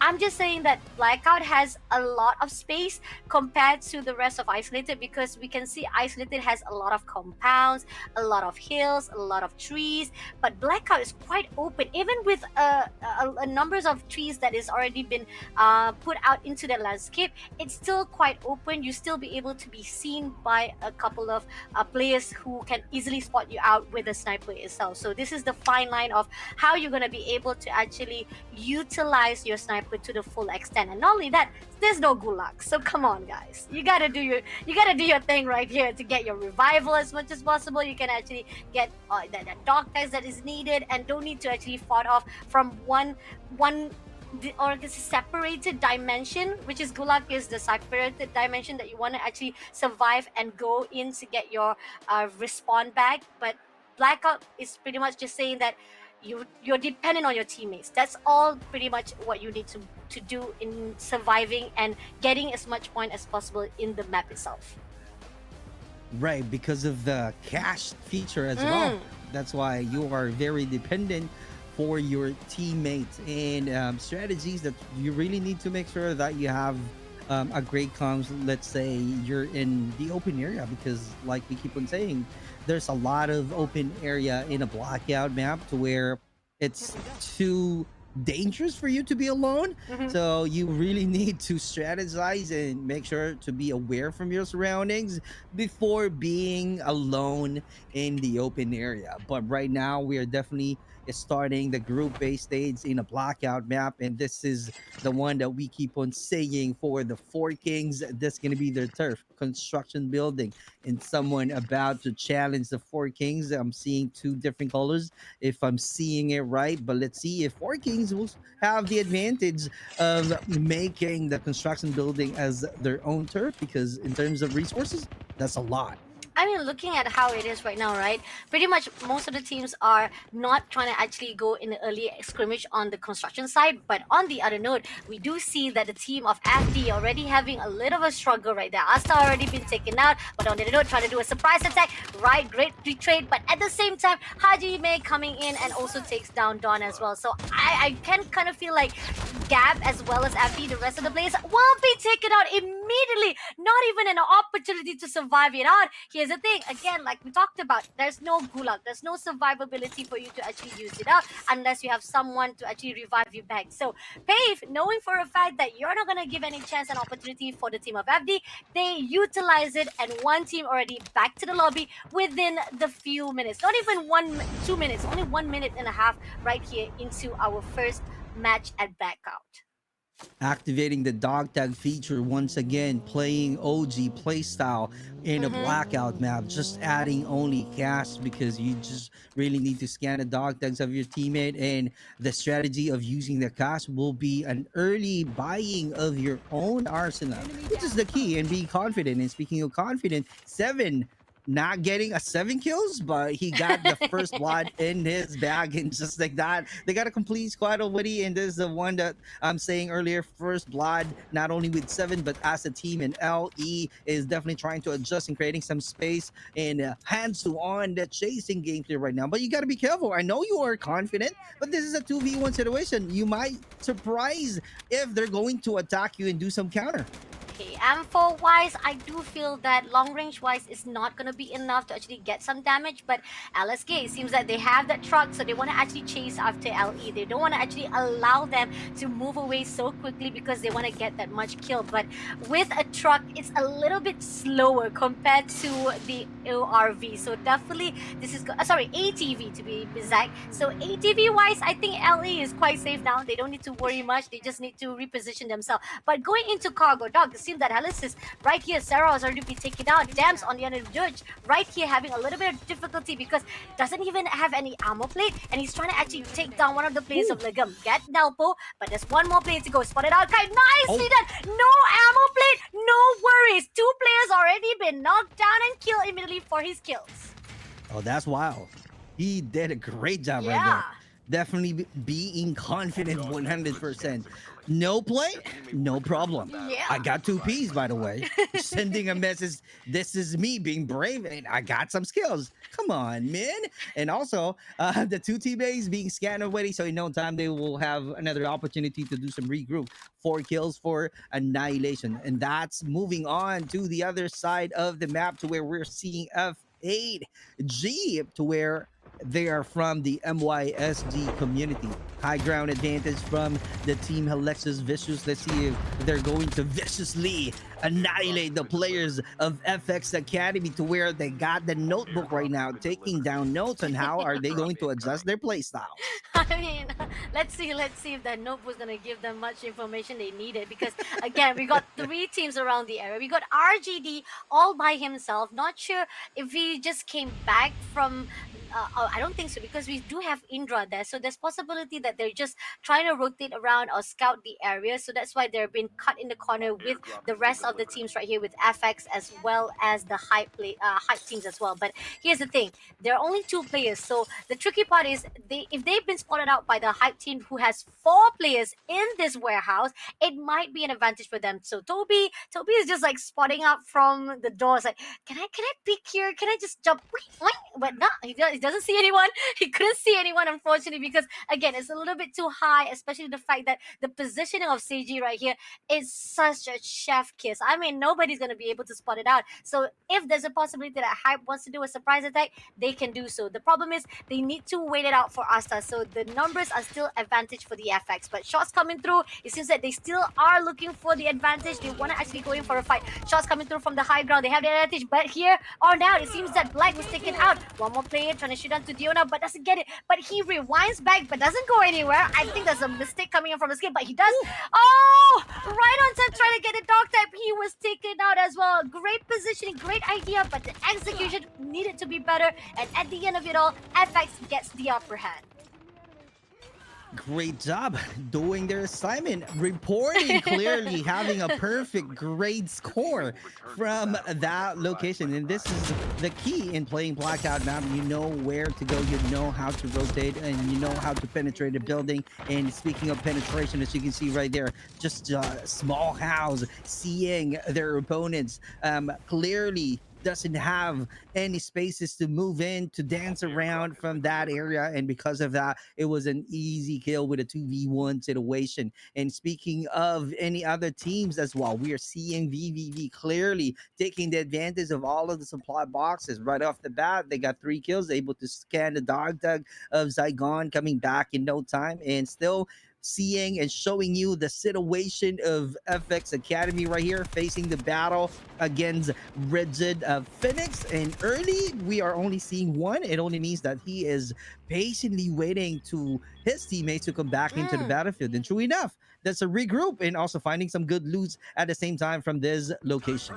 I mean, again, Rigid, they are very disciplined. That's the reason why they have been surviving and they have been right on the top when they fought off for the first round. But right on now, going into the Four Kings, meeting off with the Radius. Unfortunately, A will be immediately taken down. Still got R in the compound area. Not sure if Four Kings knows the information. I think they spotted out that one player. They're gonna actually chase after that one player who's hiding. It's gonna be R right here. Oh, he's been cornered out by three players. What you gonna do, man? There's no place to hide. Four Kings will not allow you to hide that quickly and very easily. So Radiance, I think that could be the end for them as well. But I mean, trying their best to survive it out for the Four Kings. And we're talking about Four Kings, the teams right now at the top one of the game itself. But Rigid Rigid Phoenix, it seems like they're gonna actually go in for a fight with the FX Academy. Throws out some of the Nova gas, but doesn't get down anyone just yet. But Roshna will be the first one to be the victim of Rigid, as well as now Shockwave being used as well. But they're gonna be able to survive it out. Looking for Tobina. Tobina is right at the top, and he's also using some launcher as well, trying to do some damage at the open, just doing randomly shot. But Maki, unfortunately, will be picked up by Tobina as a retrade. So there's gonna be a back and forth fight coming in from these two teams. But again, they're still surviving right here for the team of FX Academy. Dior, where are you, Dior? I'm wondering where is Dior as Tobina is left all alone, because the fact is, oh yeah, it seems that Dior is trying to pull through, trying to do a little bit of backstab to Rigid right now, but it seems that Rigid, 3 players still surviving, so they are still outnumbered at the scene. It's really hard from the Rigid Phoenix to penetrate the second level of this huge barn with the defender class. Come on, man. Great defense that we are seeing from the FX Academy. Clearly doing their assignment, but the individual prowess of the Rigid Phoenix clearly state that we can annihilate you. And true enough, they are rocking out 5 kills in total right now. A good trade because Maki, being a dog tag, can scan it right away and coming back in no time from the battlefield and seeing and showing you the map of what a few teams still outside of the zone, but that's going to be hard for them. I'm not really sure if they can make it into the circle, and seeing the circle alone, I'm only seeing 2 teams inside, so it's kind of like it's an advantage for them because they can have an advanced planning and patiently waiting for the teams to go in and do some gatekeep. Who knows? Maybe that's the plan that we're about to see from the 2 teams inside of the circles. I agree, because right now you don't have much of contest. No worries about fighting at all because everyone is right outside, excuse me. But at the same time, I feel like teams that is surviving at the outside zone, the things that they need to be worried about, the gatekeep, because they are safe inside the zone, right? The 2 teams that was already safe inside the zone, they can actually deny entrance from you guys who try to get into the safe zone. But on the other side right here, on the snowy hills, we got the OBS being surrounded by Delta. It seems that Delta already know that they're right here in the positioning, and there's a possibility Delta say that, hey, we want to join a fight. Can we actually have a fight? But is it going to be a good positioning? Gecko takes down Quasi first of all, but there's 3 more players to go. Jamal takes down Paul as well, so that's going to be 2v2 right here. But the rest of the Delta is also joining in, so OBS, there's no place to hide. It seems that Delta is saying that we are going to actually conquer you and dominate straight away the position that you put out. Gecko goes right to the top and takes down Cloudies immediately. I think that could be the end for the OBS because I don't see the rest. Oh wait, we got Fry right here. What am I saying? Bunny, focus. Fry right here is all alone. He just came out of that window, but I don't know if he can survive this out. Oh no. Okay, he did went in. He got that armor plate. He got 150 back, but he's gonna use a shockwave. But no, got cornered immediately, and Delta said bye OBS for this second match. Persistence is the key. Yeah. The one that we saw from the Delta team annihilating all of the OBS players. Another kill that we are seeing from 4 Kings.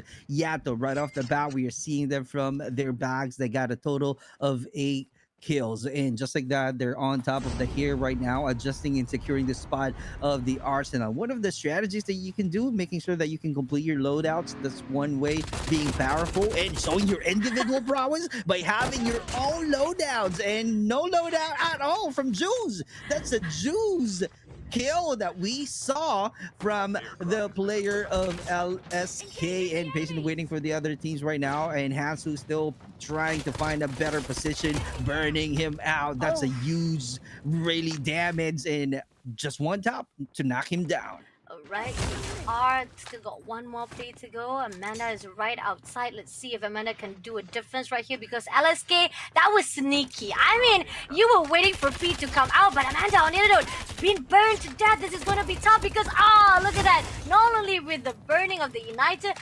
MX9 in the hands, definitely not going to be easy for Radiance.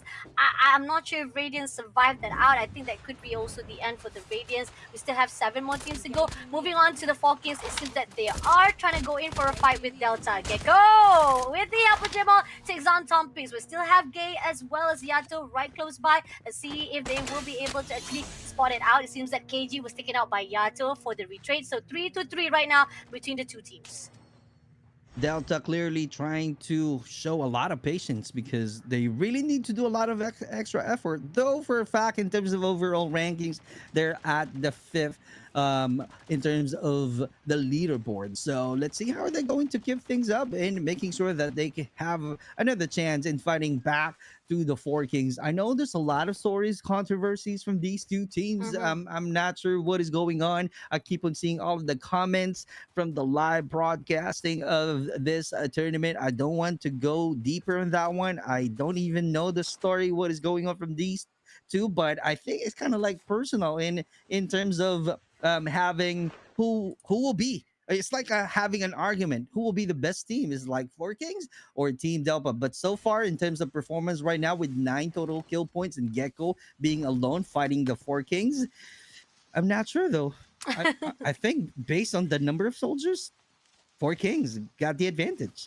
I mean, I guess this is pretty much just a fan base ideas Right. on their own idols or Malodi themselves, because that's the fact is, like they say, no, it's gonna be my team. It's gonna be Malodi is gonna be actually on the top instead of your team. So this is pretty much just a support system grounds between the fans itself or the community itself of what they think of what's gonna happen. But then again, it all depends on the skills itself. Support wise, it's amazing. We love to see the supports coming in from the community. It gives the moral boost for the players itself, whether you are supporting the big names or even the small names, because if you support those you think that you know or you're close to, your friends, the ones that you idolize, they love to see that. And please, we want that kind of scene coming in from our community. We haven't had this tournament for a long time, so please share as much as possible.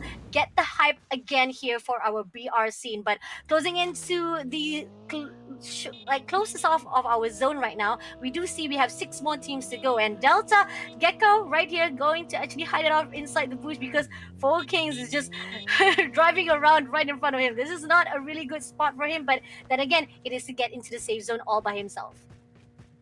And clearly having some difficulties because we're seeing it. It's clearly a huge damage from Gecko. Shockwave being activated just to have a speed boost right now and trying to hold on to his lives. I'm not sure if he can make it, and if not, that's going to be the end game of the team Delta. They don't have any chance to fight back to the 4 Kings, but here we go, proving me wrong, able to survive outside of the zone.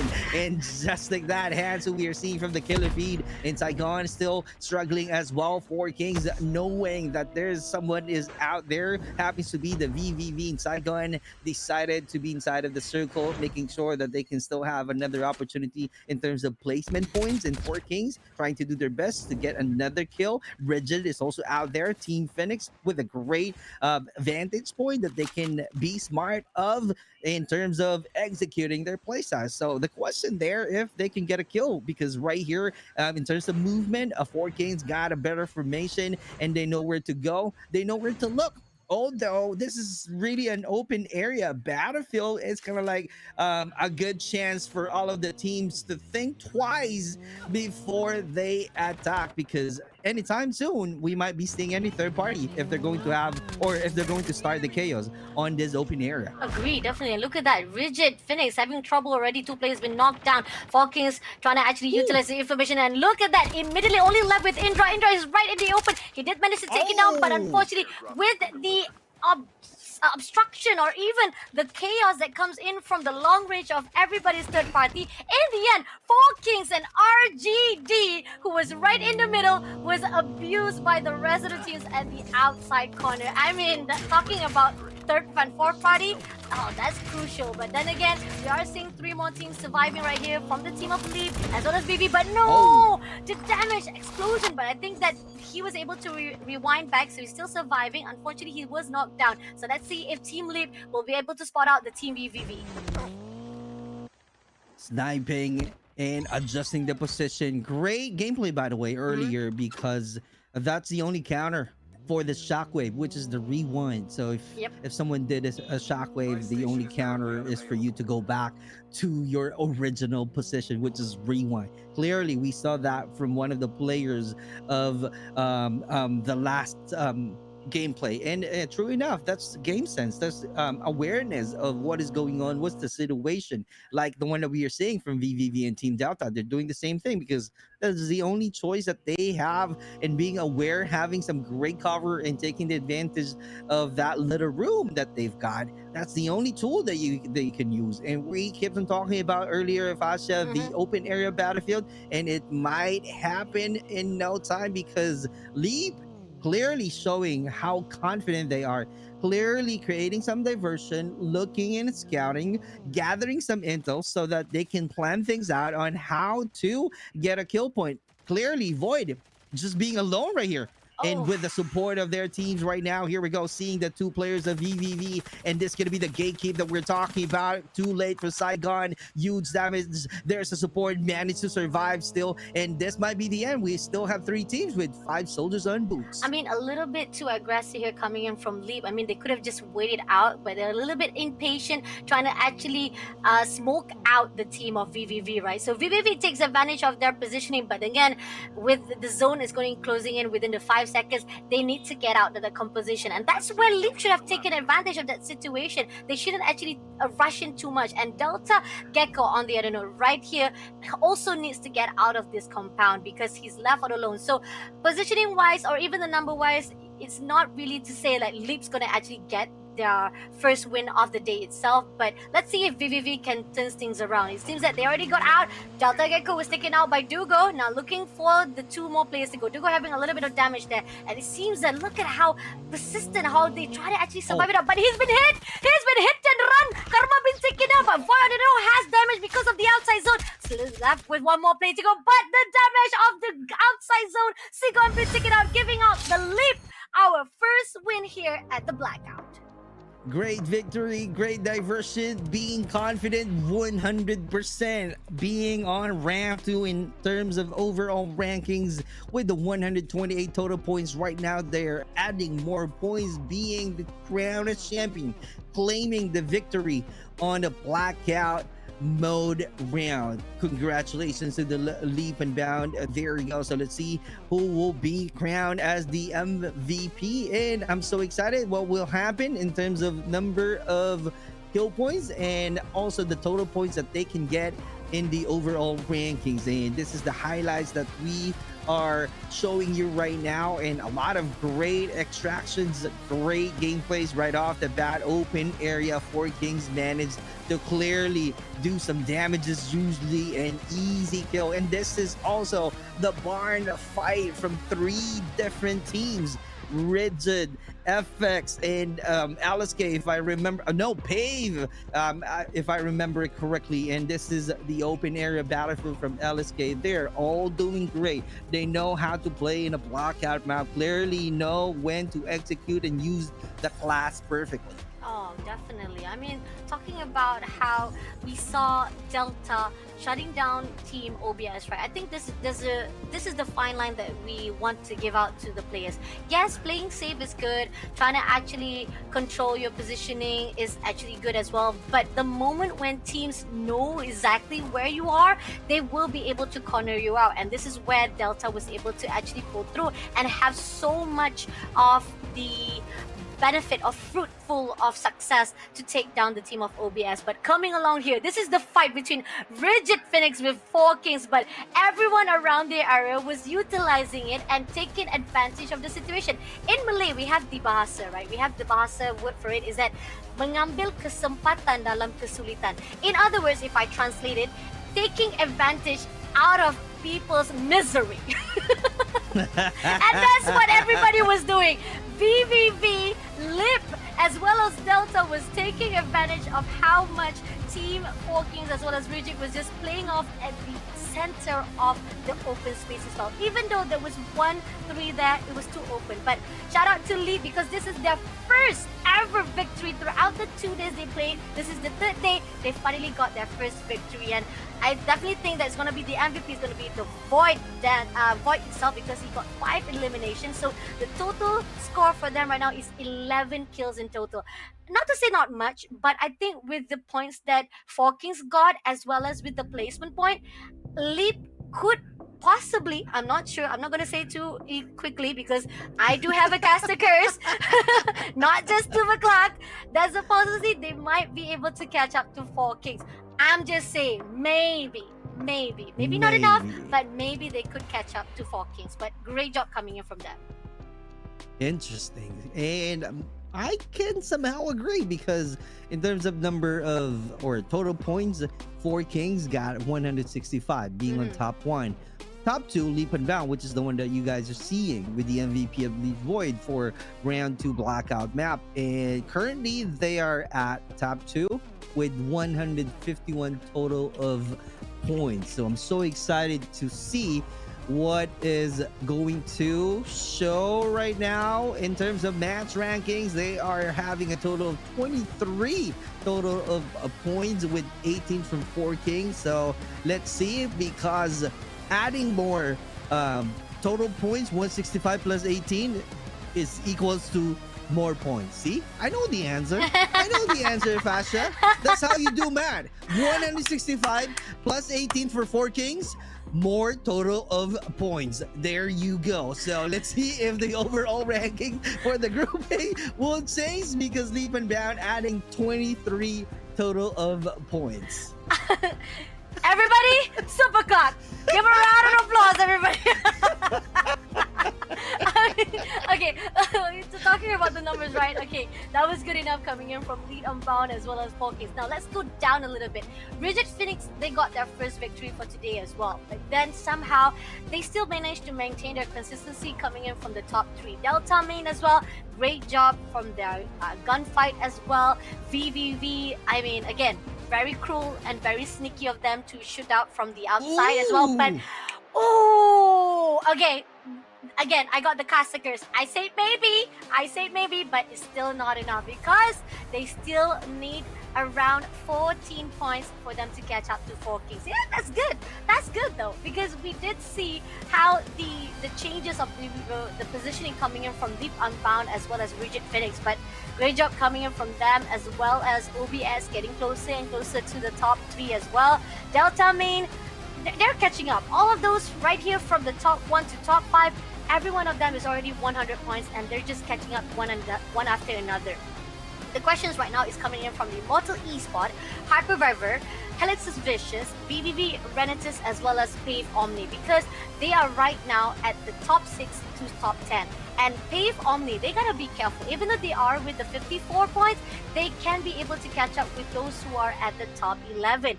The question is, my MYSG boys and girls, you guys are still on the right side of that scoreboard. And I want to see you guys go to the left because only top 10s goes to the playoffs. So please give this girl a beautiful miracle coming into this group stage of Garena VR Tournament September Cup. But that's just our match number 2 here for the Blackout, because right now we're moving into our Group B of Blackout.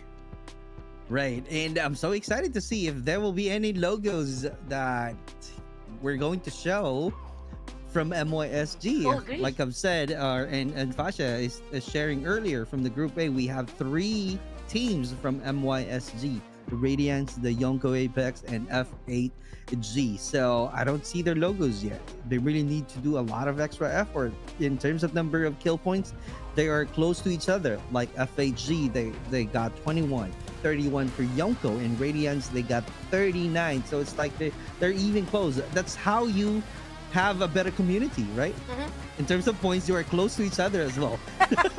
I know that you love each other, you support each other, but we are in a tournament, right? We are in a tournament, Basha.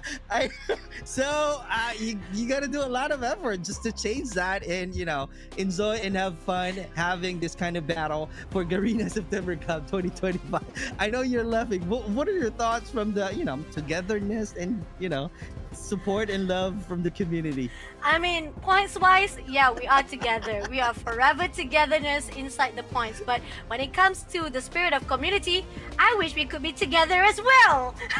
Oh my God. Wait. Is that some tea? Is that some tea? Nah. But we are together. We are all in this together, just like the High School Musical. Because we are moving into here for the Garena September Cup Battle Royale Tournament, match number 2 blackout for the Group B. Let's go. Let's go. Seeing the flight path. That's an early from 4 Kings Overload, dropping off to is that a factory if I'm reading it right? And also 3 teams from the Ghost Town. Oh my God, that's going to be interesting because yesterday Casa clearly able to annihilate 4 Kings Overload in a Ghost Town. I mean 4 Kings main in a Ghost Town. So let's see if they're going to do some repeat, and just like that, that's a Ghost Town that we are seeing an early annihilation because Babe Punisher being punished already from one of Casa. Oh, that's really tough right here. But let's see if Kosa will be able to actually pull through. They only have like 3 players left. Let's take a look. Seems that the team trying to actually figure out if they want to actually go into the buildings or they're just going to wait it out just yet. Because it seems that TMW also trying to reposition themselves right on the 2nd floor so that they have the higher ground advantage. So those are the things that are crucial, because when you have the high ground, they'll be able to actually do some surprise attack as well. Will not be able to be touched by anyone who are at the lower ground. And this is why Cosa Nostra having a little bit of difficulty trying to actually shoot them out. But look at that! With the freaking launcher, Samoan Team Cosa say, I'm not staying there. I'm gonna go back. I'm gonna fix my armor plate again. But high ground wise, with that launcher, TMW just got it down really good. TMW Kratos really clearly rotating, looking for a better intel on how are they going to attack, looking for a perfect timing.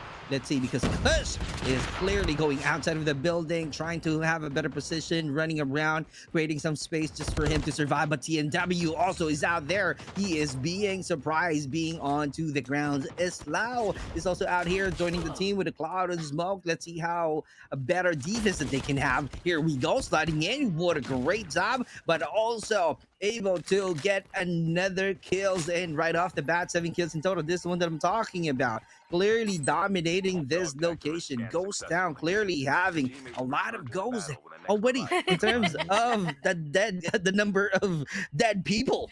I just hope they won't haunt the team of Costa Nostra later on. I mean, that's scary, man. I don't want to be hunted. But then again, we are seeing 16 teams still surviving. Right area of the river houseboat, we are seeing there's a couple of teams. We got the team of Eminence, we got the team of VVV.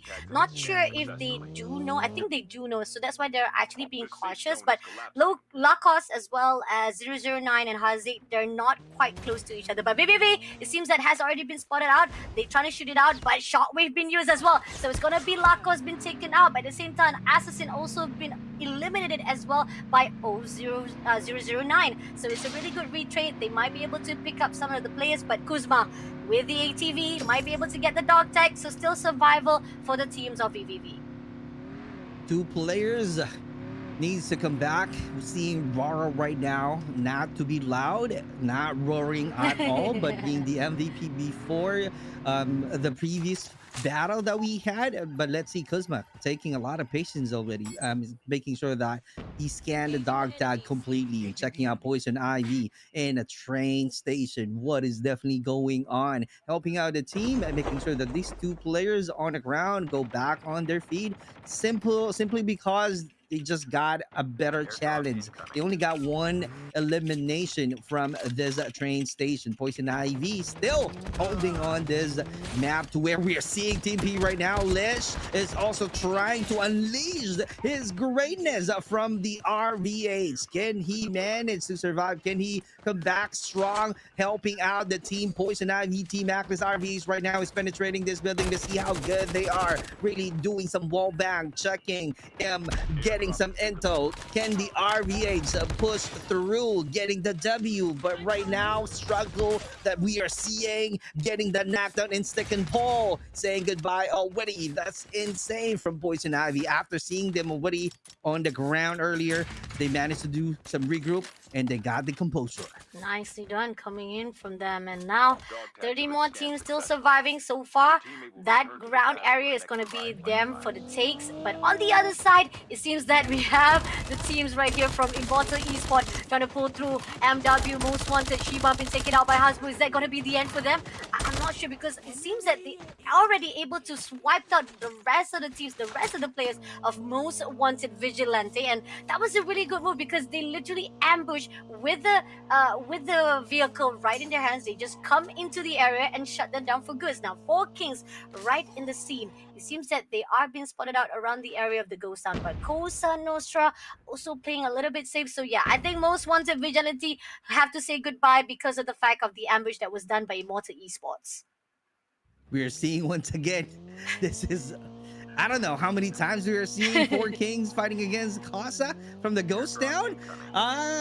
We talked about this yesterday. It seems like they wanted to have a bragging right. It seems like they wanted to put and wave their banner from the Ghost Town. Is that going to be the banner of 4 Kings? Is that going to be the banner of Casa? If you remember, guys, from the previous fight from these two teams, Casa able to clearly dominate 4 Kings and allowing them to survive because of the safe zone. But right now, there's no zone yet involved from these two teams. So this is going to be interesting. Casa Rap knows already that 2 players from 4 Kings are clearly close to them. The question is, how are they going to be patient? How are they going to plan things out, annihilating once again the players of 4 Kings?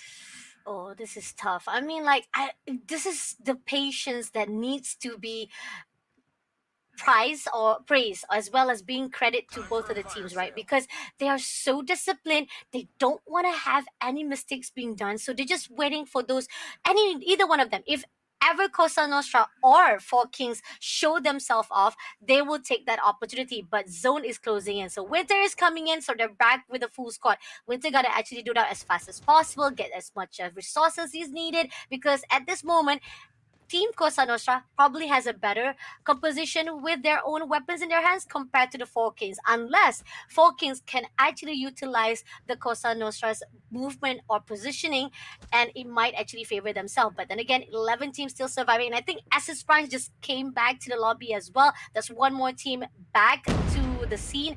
11 teams still surviving though. But moving on to the safe zone, there's so many teams at the outside. We do have a couple of teams at the center of our zone, but there's no one at all into our next safe zone. Our circle hasn't been touched by anyone just yet. So still focusing on 4 Kings. They are not letting out at all this place. But at the same time, Koshna takes on Holy Father. Great shots coming through. At the same time, Tokyo trying to do some long range shot. Doesn't manage to pull through. But we do see Remy also been taken out. So this is a little bit good fight coming in from Cosa Nostra and 4 Kings. Because of the timing they had been giving so much, it ended up giving favor to Cosa Nostra. Good point as well, Fasha, because we're talking about how good the details, how good the Casa in terms of position fighting against 4 Kings. And here we go. We are seeing some great result right now because Casa still got the complete squad. Although there's an added pressure we're talking about earlier that there's no zone yet. Right now, the circle is definitely shrinking and Casa needs to move out in terms of their position, as you can see right there, in Tokyo being alone on top of this building because the only mission that we got is barely getting the dog tag. Oh my god, what is just going on to Rav? Loses a lot of patience out there and doesn't know that Tokyo is hiding on top of that building, and because of that, they know already where to go, who will be the next target, no other than Tokyo. Gas is pushing through already, and let's see How long can they have a battle from the Ghost Town? Is this gonna be the Ghost Town once again of the Four Oh, Kings oh. overload? And here we go, getting closer right now, closing out the Gap Shockwave, but that's not enough in creating a huge damage to Tokyo. Tokyo having the advantage. That's how clever he is, finding some perfect moment. Oh, And one of the players, the Four Kings, just came down oh. just like that. Another reset from the Four Kings. This is the one that I'm talking about. Bragging rights. What kind of banner? What kind of flag that we might be seeing in a Ghost Town? So it's like if I'm going to do some RG for the blackout map, I feel like if I go to Ghost Town, I might be seeing two banners waving: Four Kings and Casa. And I will avoid it at all costs.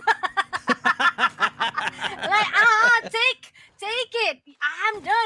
Because look how they still survive at the outside zone. And Tokyo, I mean, I know for a fact that he's been trying to survive it out, and because he's been waiting for Holy Powder as well as Remy to come through. But he said, like, leave me. It's okay, it's fine. As long as you guys survive it out, at least you'll be able to actually go into the safe zone as quickly as possible. And I don't know whether they'll be able to come back and get the dog tag, but I think this is where the fine line that Falking says, or probably have to admit to themselves that they are too stubborn. They wanted to play along with Cosa Nostra and ended up this is costing their life. No, I'm saying it through. This is facts on facts, and they need to accept it, man. I'm not saying it as a bad things or I'm trying to actually put them down. It's just that sometimes take down your ego, man. Take down your ego because sometimes it's not worth it. It's not worth it for your ego.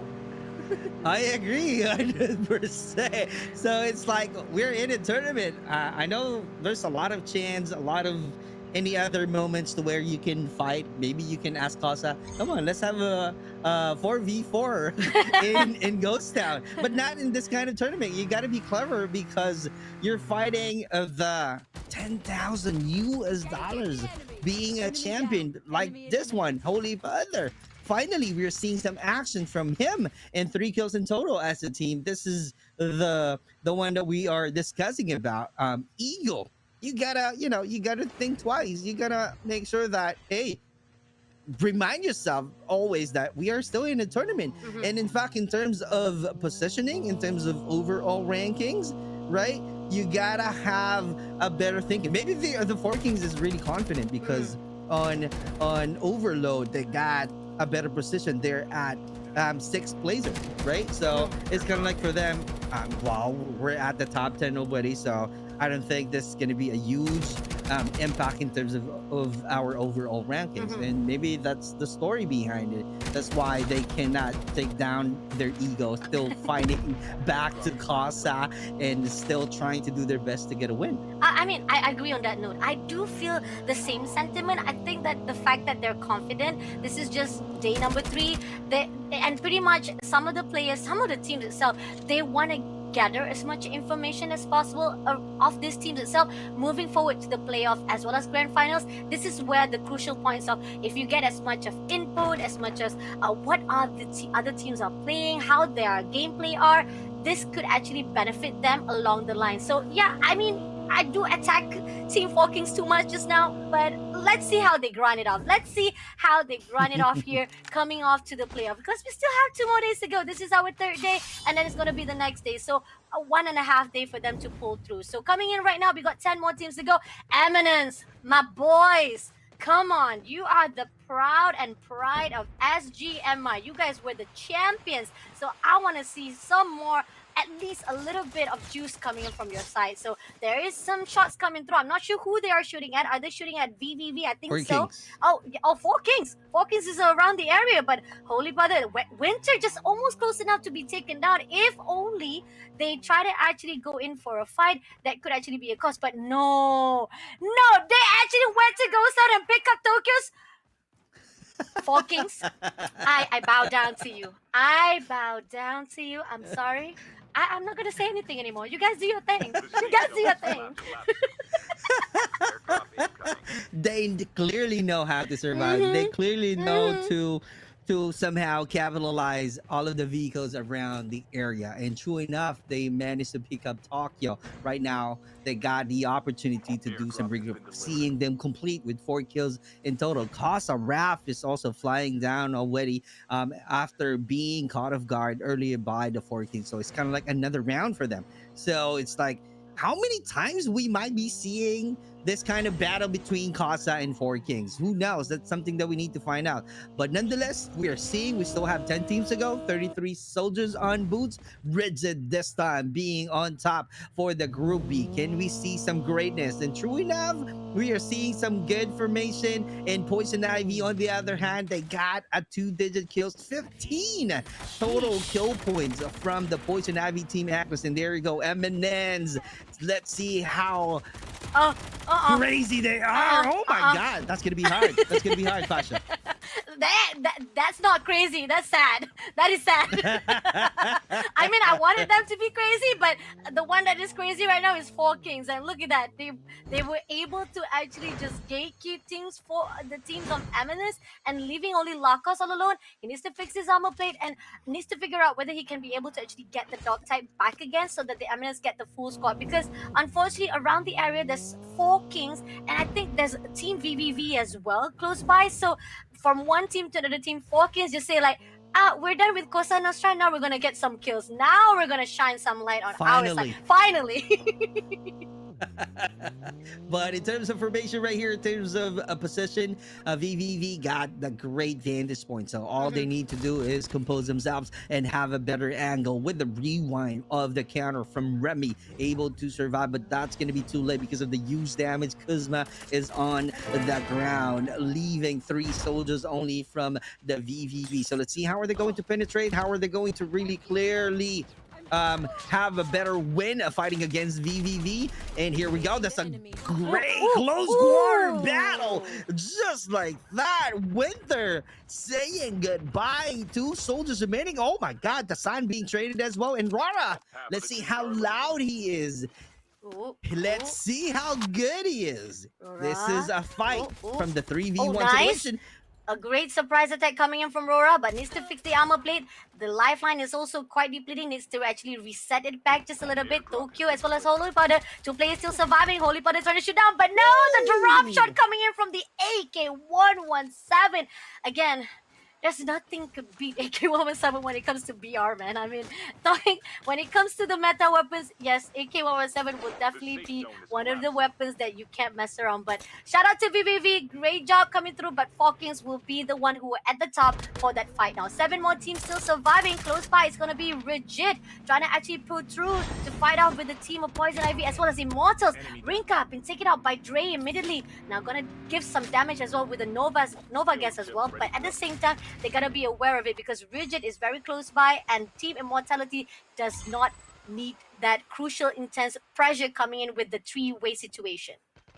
3 different colors that we are seeing right now. Hasbu got knocked down on the ground. Fire, finally, we are seeing them in that camera. It's Badre trying to do some reset in this brick house. You got to be careful because right now we are seeing the powerful and individual prowess of the Rigid TSG. But in terms of number of soldiers, I don't think they might be able to do some back-to-back because they only got 2 soldiers. Same thing with Immortals Esports. Who knows? Dre might be doing some quads or CalTC doing the same thing. Let's see how it goes because that's going to be a 2v3v2 situation we are seeing from this location alone. I mean, so harmony. Such a harmony community. One player right here in the compound on the 2nd floor. The other one is on another compound on the ground floor. There's another team also at another compound on the lower ground floor. So everybody is living so harmoniously. I love it. But the zone is closing in, everybody. So you got to make your decision right now who you want to fight on. Rigid, they have the opportunity with their numbers around their area.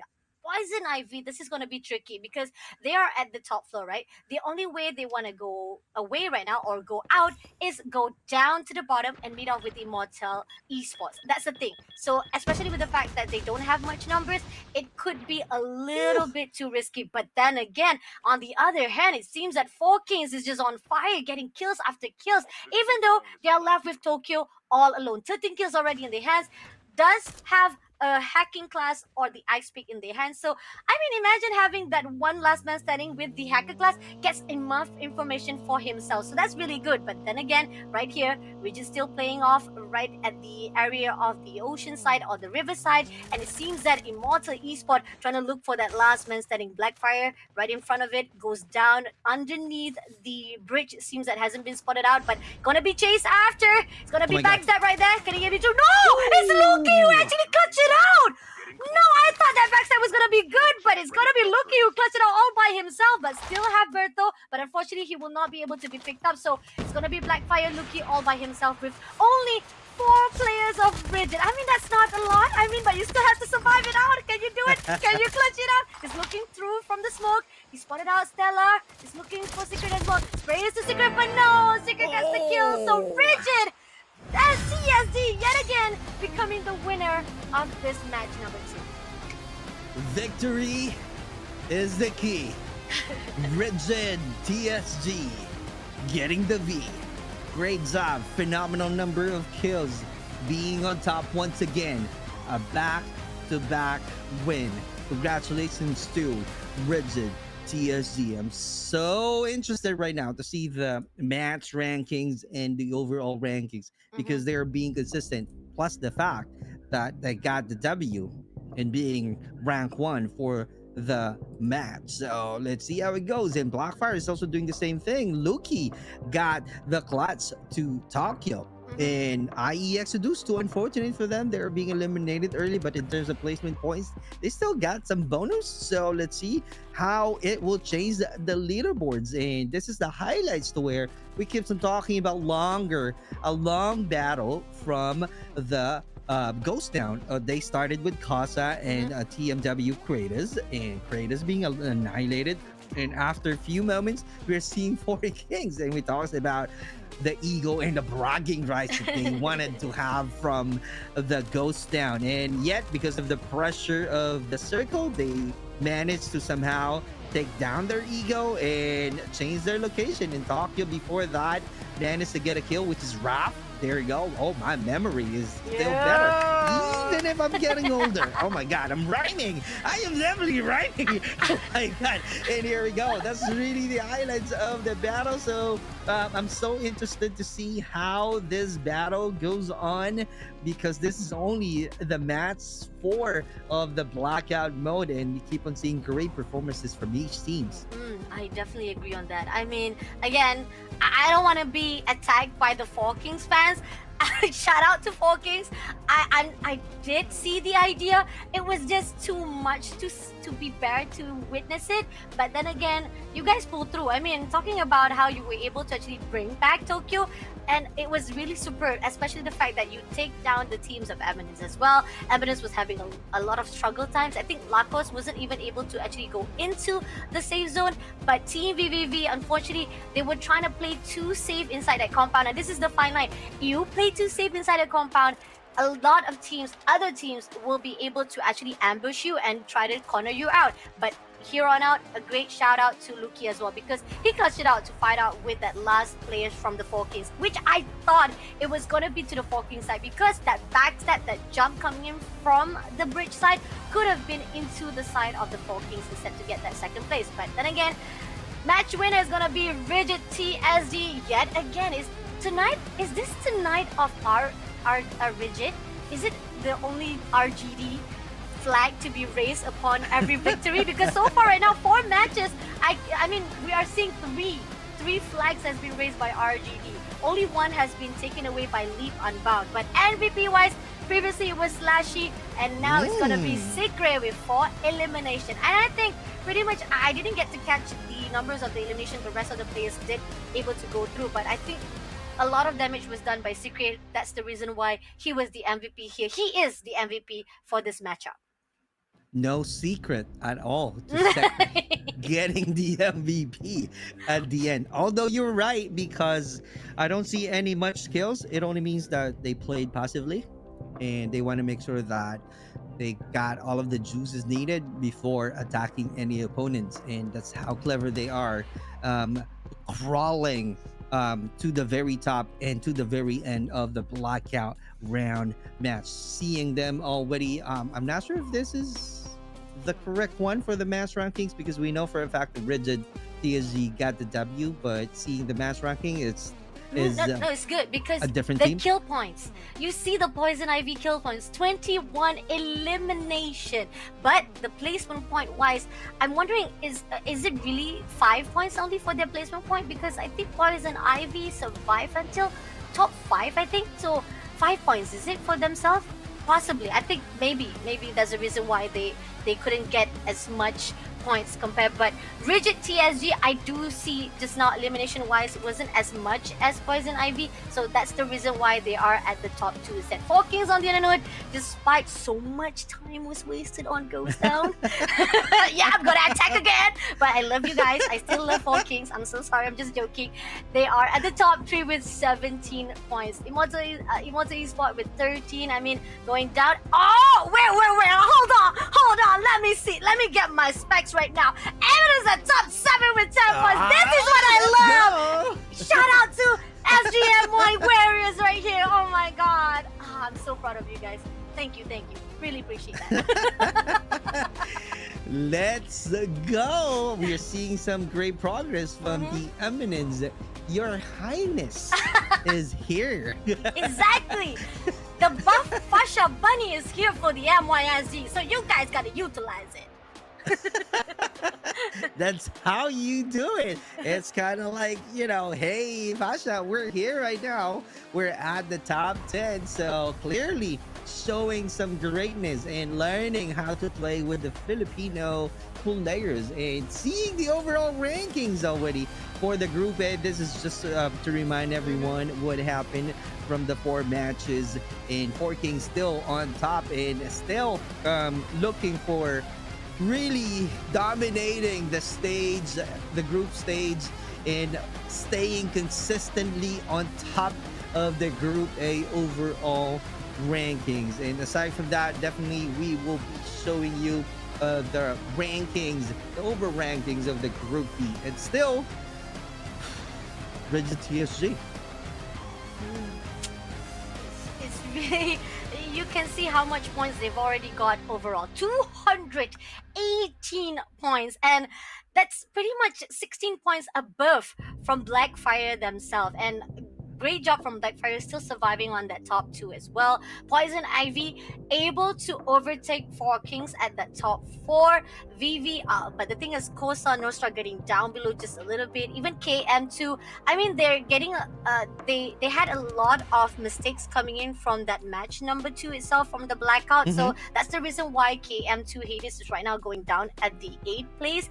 But overall, I do see like Eminence still maintained at the top 18 or the bottom 18. I mean, I don't want to say much, but then again, I'm loving the improvement that are coming along. So I'm hoping for the best for the last match of the day itself, because we're moving into isolated again, and again, isolated wise is a little bit difficult compared to blackout. But OG style wise, I'm loving it more coming in from the team of Eminence. TMW as well, Kratos, I think we talked about how they were earlier to be engaged as well as wiped out early on here for the blackout, but they are at the bottom 11. And the diversity, or how do I say, the difference coming in from the bottom 11 as top 10 is still not as much. So there's still a lot of things that TMW can be done if they want to do something to actually change up to that top 10. Yep, and speaking of the top 10, I'm seeing top 1 from the Rigid TSG. That's a back-to-back there. And we keep on talking about that. We're seeing 3 blue colors already from the map, so it's kind of like interesting. Let's see if Rigid Phoenix going back to isolated, if Rigid Phoenix will still be able to be consistent and getting the win at the very end and stay on top. And we will be seeing might be another blue color, or maybe a different logo, a different team who can prove us wrong that it is not always a blue color for today's group stage. Agree, definitely, because we don't want to be too blue in the game. But anyway, don't be so blue, everybody, because this is just our match number 4 or match number 2 for both of our Group A, Group B. We're gonna go in for our last match of the day, going into the isolated match right after this break. So don't go anywhere. We'll be back right after this.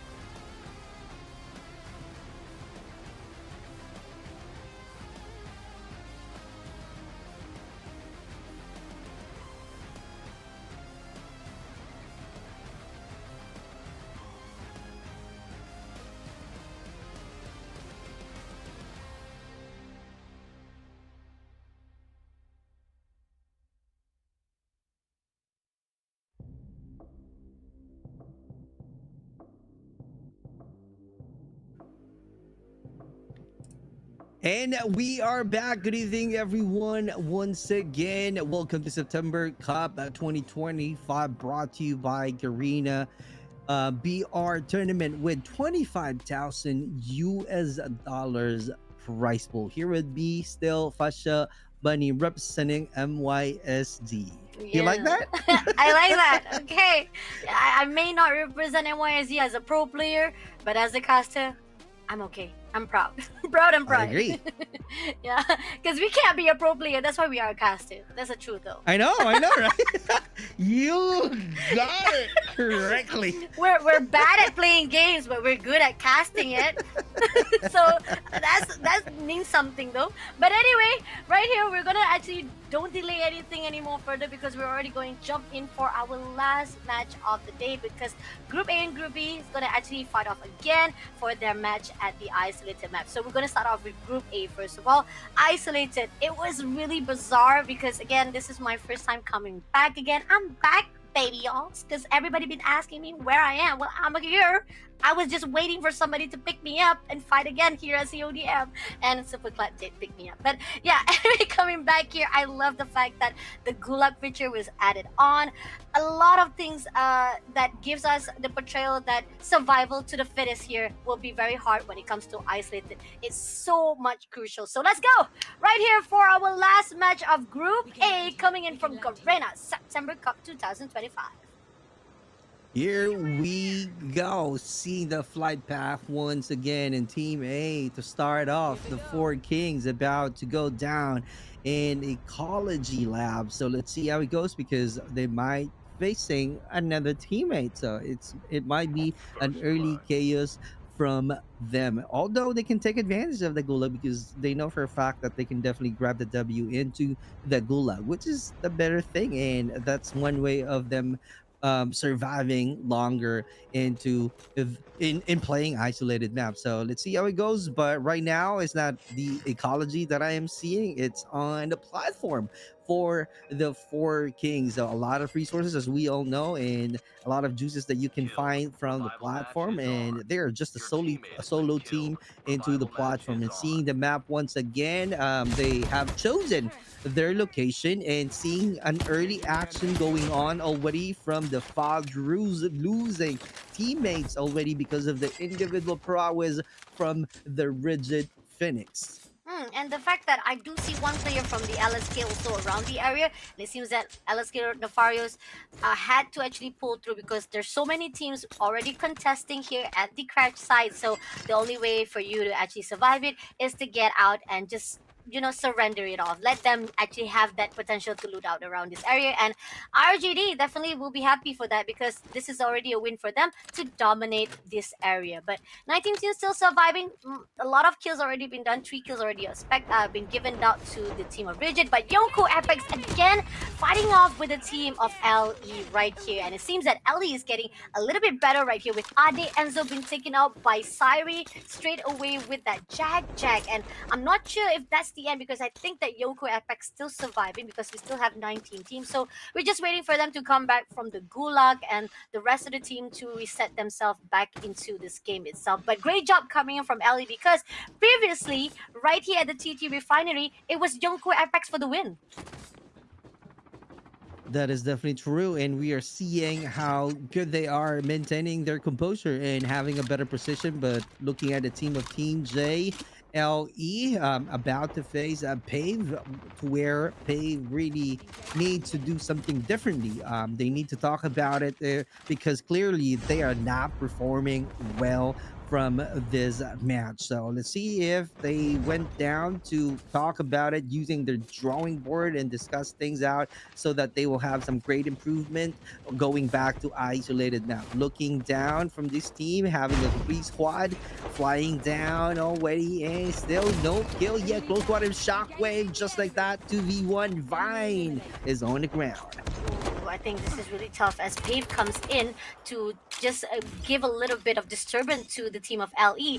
LSK coming into the same area as well. So third party coming in, three-way fight. So there's a lot of massive messiness coming in, but LE still pull through. They still survive it out, even though three teams are chasing after their butts. But at the same time, they're using the anti-gravity, just jumping up from one edge to another edge, and just this is where the timeline of Syri just saying like, I need to survive. Just wait out for the rest of the teams to come back from the gulag to make sure that the rest of the team still survive it out. But that's the thing.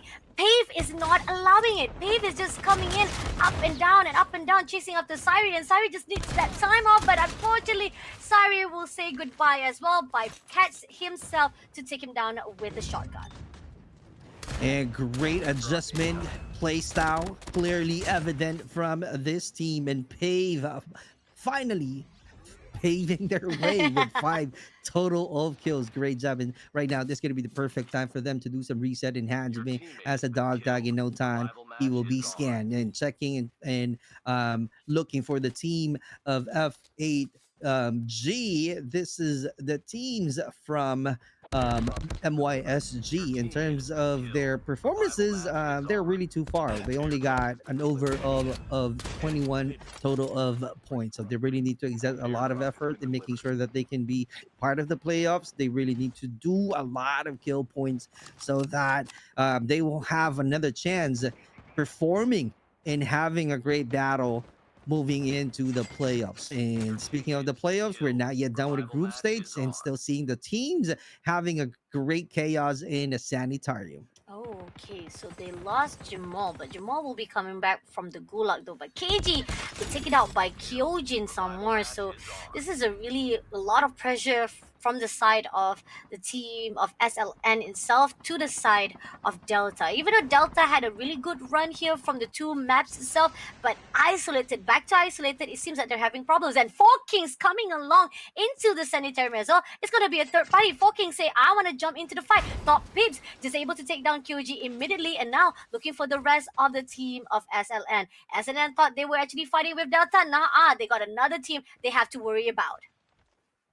Right, and Delta still looking for another chance to annihilate the players of Four Kings, but still seeing Team R, SLN, Sol Ilansha from the Philippines. So let's see how are they going to perform, because I don't see any great performances from them as well. So I don't think if there will be any chances from them going into the playoffs. I'm calling them out. So let's see if this call out will be good enough for them to really exert a lot of effort and have a lot of kills, because we are seeing Four Kings annihilating them from the sanitarium going into the gulag. Right now, 4 kills from the Four Kings in the sanitarium, and still owning this location, having this kind of building alone. So that's one of their advantages, because they got a chance of getting a better attachment and some loots that they can take advantage of.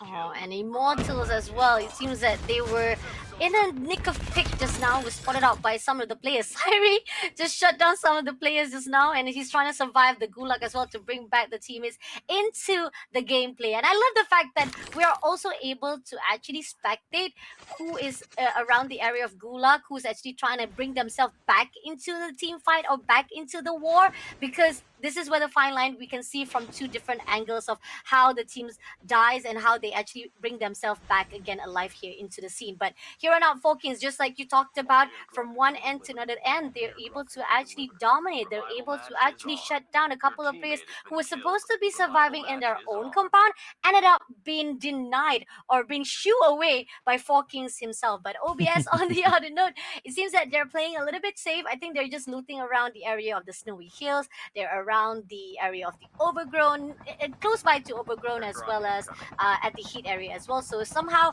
it's pretty much them just having them time of themselves. So the rest of the teams who are at the outside zone, it seems that they're quite far away from the circle, because we do have a couple of teams that are already inside the circle. 4 or 5 teams already in the circle. But overgrown, talking about overgrown, there you go. It seems that OBS spotted out some players around the area, and I think that they're trying to actually try to get some of the Arsenal loadout as well. But I don't think there's much of the contest to be done, because they already have 2 loadouts in their hands. So that's already something advantage in their hands of OBS. So players and enemies gotta be watching out for OBS because they already got their 2 comfort weapon. But surprise coming up from Elfie, but that surprise didn't do anything. End up Haji was able to take down Elfie. What did you do, Elfie? What was going on in your mind? That's clearly a 2v1 situation from Hype. Clearly knows what to do, and great teamwork being shown on Woody and F8. Let's see how are they going to adjust, because losing 2 soldiers, adding more chaos. Kai Xiao or Kai Xiao, I'm not really sure if I'm pronouncing it right, but he's also losing the battle, and Rigid Phoenix annihilating them with 6 total kills and targeting different team right now. VVV Seb going up to the hill, and right here we're seeing them how clever they are, finding some time, doing some reset, repairing the armor. But Seb is also doing the same thing, trying to look for a better chance of surviving. And Hype right now facing against Rigid Phoenix to see how it goes. Is this going to be the time to where they can annihilate Rigid Phoenix or not? That is something that we need to find out. And going on to the hill at the same time, seeing this team Rigid still having a great vantage point that they can capitalize, fighting against Hype. Let's see what's going to be the outcome. Who knows? Because in terms of movement, Rigid Esports, they got the advantage, but also Pave patiently waiting. They're about to do some third party in no time. A little bit tough situation as well. Even though Rigid was able to actually pull through with the gunfights as well, but they're also having a lot of trades off by the team of Hype as well, so they gotta be aware of it. Zero will be coming back from the Gulag as well, so great movement, great composure from Rigid. So now they're gonna reset a little bit, especially with the zone closing in as well. And Hype is just denying the movement or the entrance of the teams itself, because Pave is on the underside as well. They're also gonna come in, so Hype cannot be gatekeeping for too long, especially the fact that Black was also been knocked down because of the outside zone was just a bit too painful for him. So only 2 players left to survive it out. Is gonna be Phone and Asta. Let's see if Team Hype will be able to actually come through with it. Pave on the other note is going to do a little bit of long rotation instead. Doesn't go through the launch pad, which I agree, because you don't want to go through the launch pad suddenly being surprise attacked by someone inside the building already. So long rotation is a really good decision, but the question is, can they survive it and make it into the circle without being taken out by the outside zone? That's going to be a lot of pressure from Pave right now. And too unfortunate, on his left corner, that's the Rigid Phoenix, and in front of him, Immortal Esports. That's going to be hard. Looking at the map, a lot of different colors still that we are seeing outside of the safe zone, but few teams right here from the map, seeing them having a better position inside of the circle. So that's a great preparation right away. Rigid with the vehicle, trying to be inside of the zone to avoid any further damages with 9 total of kills. Slowly but surely crawling around from this map, making sure that they can add more kills. And speaking of kills, OBS right here, after having a phenomenal performances, doing some ambush, facing right now another team, LSK. Oh my God, Hansu is the only player that we are seeing the next target, and true enough, he's the one knocked down on the ground, and the only player left, no other than Elio. So let's see how can he plan things out on how to really survive longer, because Hansu and Juice needs to survive from the Gulag so that they will have another chance to do some regroup, and hoping they'll have a better chance to be part of the top 3 teams at the end. Agree, and that's just the farming points coming in from OBS, right? They're just securing some of the kills, denying LSK from trying to get into the zone, even though they do still have that survivability attacks coming in from the Gulag itself. 4 Kings on the other note, spotted out Harp, and Asta will be taken out immediately. It seems that from one end to another end, Team 4 Kings also chasing after the teams who tries to get into the zone. So not only Team OBS trying to gatekeep, 4 Kings also doing the dirty job as well. Now Rigid on the other note is going to beat it off. Let's see if they can actually pull through, because launch base just now, they have a little bit difficulty. Indra been taken out by Super Jeff, looking for the rest of the team. Not seeing anyone just yet from the Rigid, but we do see Maki and Zero right at the top. EJ was taken out by Gay. 2 more players to go. Let's see if they can actually pull through right here. It seems that they didn't spot out the rest of the Rigid though. I think Rigid has ran away completely. Oh, no! I spoke too soon! Zero and Maki was taken out immediately by the focus and with the third party of the leap itself. Oh my God.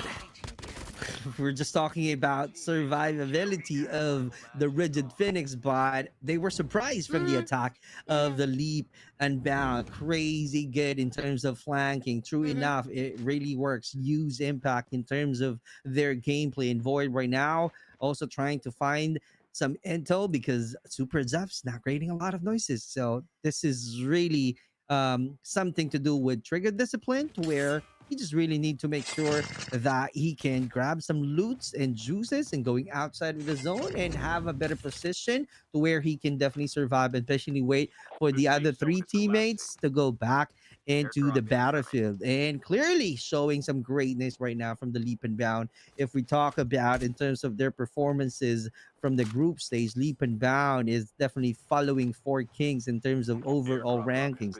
They're on top two. And speaking of top two, I don't see any top two performances from these two teams. Delta, on the other hand, also targeting the Faldrus team to where they need to really showcase how good they are fighting this team alone and seeing the two players remaining from Team Delta in terms of position. They have a disadvantage, but let's see how clever Faldrus is in attacking Delta. Can they grab a win or Delta will be annihilating them all?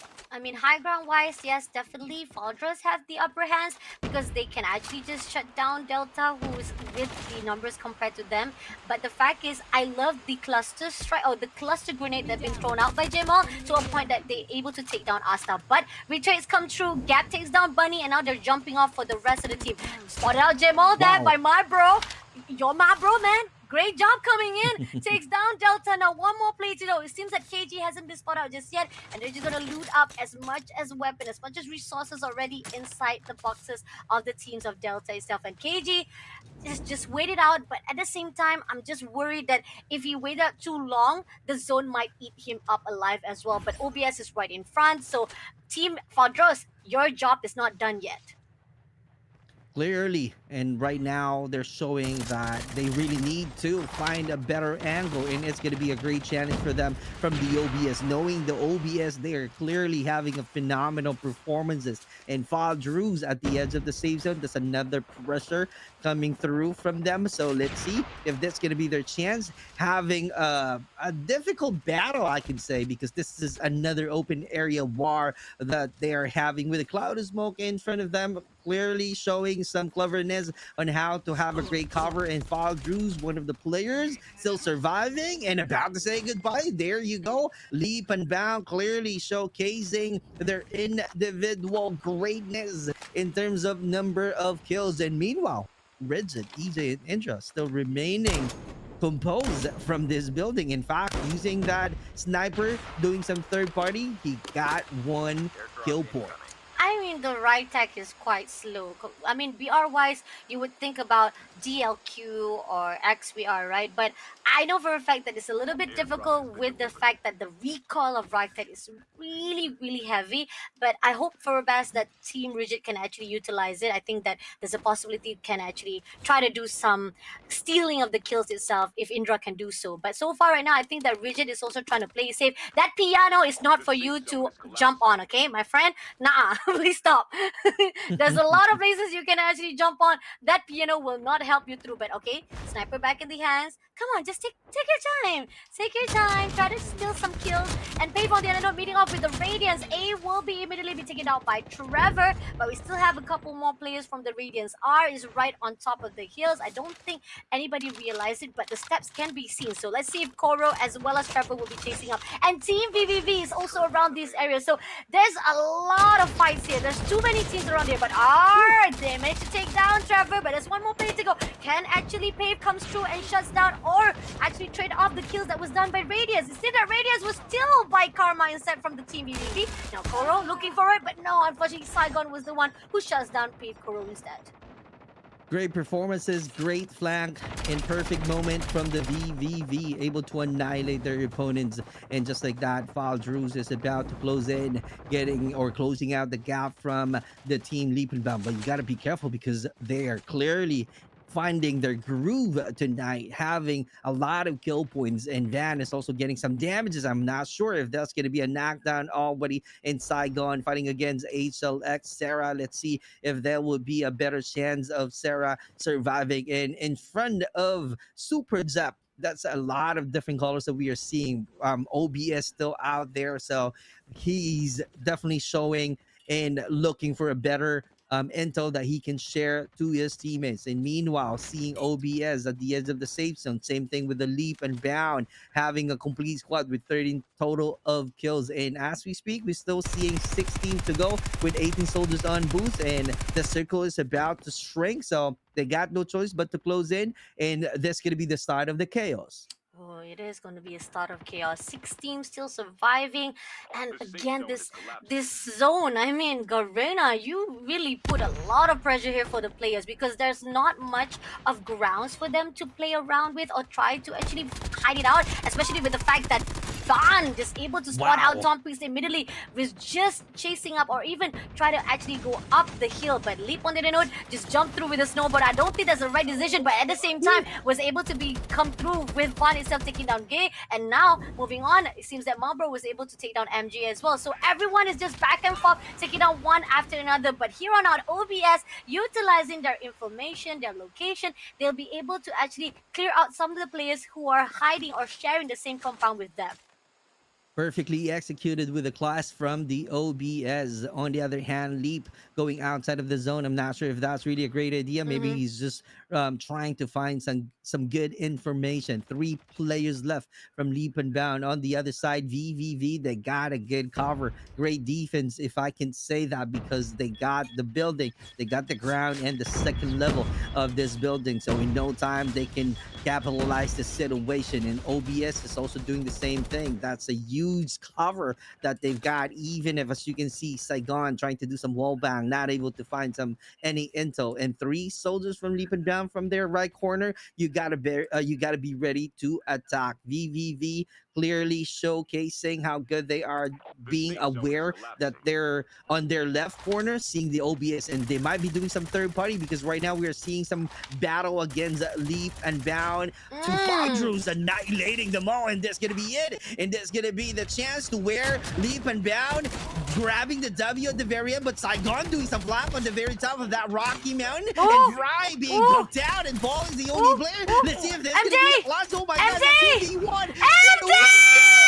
Leap and Bound goes to the victory. That's crazy. Great battle. It's clearly a wild ending for the Leap and Bound. Congratulations for getting the win. 2 rounds, 2 maps, able to raise the flag for Leap and Bound. Is there any other teams inside the game itself? I mean, I'm only seeing Rigid as well as Leap Unbound. Come on, we got 20 teams, right? But I can only see 2 names for today. So I hope that Group B can make a difference. I'm not trying to put down Rigid. I love Rigid. You guys are amazing. But I want to see a different flag being raised. But let's take a look back on the match of highlight. Here back into the T2 refinery. This is where it was supposed to be a fight between Yonko as well as the team of Alex. But then there was a moment where Pave comes in. LSK also joined in, and ended up Pave was able to actually shoo away the rest of the team who comes in for a fight, because they say like, this is our place. We were the one who, I mean, it was supposed to be Alex who fight with the team of Yonko Apex, right? But then they were the one who able to dominate. Now moving into the safe circle as well, this is the fine line of the launch base. There were so many messy fights itself where Hype was trying to deny the team of Rigid as well as the rest of the team who tries to go into the safe zone, and there was a long range rotation that was done as well. But this is the fine line that team OBS as well as FX was meeting along, when FX was the one who able to trample over Delta who tries to move in. But Radiance as well, they did a great job trying to shut down all by himself. But what can R do? What can Rain do? Shout out to Rain, by the way, can do as a solo player, when the fact is there was a lot of teams around the area. Team BB was still surviving, and as well as Team Immortality Esport, who is all alone there, definitely will be shut down. But here on out, Team VVV, opportunity coming in from them to actually climb the hill and shut down a couple of players from down below. seeing them playing right now from Mm-hmm. the last zone, Mm. I feel the pain. I know, right? I The feel same. the pain. Garena, you put a lot of pressure. If I had that safe zone as well, that circle was just right in the middle, I mean, like, I'm done. I'm done. But shout out again to Leap Outbound. And okay, correct me if I'm wrong. Because from the looks of the faces of Dugo, right? He looks like he's the youngest one. Am I right or am I wrong? Dugo is the youngest. Please comment down below if anyone knows the information coming from the Leap Unbound itself. Is Dugo is the youngest or Void is the youngest? But shout out to MJ because he made it all difference from that last shot itself. He was the one who get that double kill. I think it's triple, could be triple because he's the MVP for this match. Clearly agree. It's like, for me, he's the GOAT. Mm. Oh, I'm talking about different MJ. I'm really sorry because in my opinion, Michael Jordan is the GOAT, not LeBron James. But we're not gonna go with that kind of sports because we are playing the Garena BR Tournament September Cup 2025 and then MJ is being the GOAT for this match with 9 kill points. Great job and congratulations to the Leap. And this is the one that we are talking about earlier, that I don't see any other banner. I don't see any other logos from this group stage. So clearly they are showing how ready they are and, getting their own goal. Mm-hmm. All right, putting into their performances. And because of that, we are seeing how phenomenal they are. Mm-hmm. And I'm so excited to see how the over rankings change.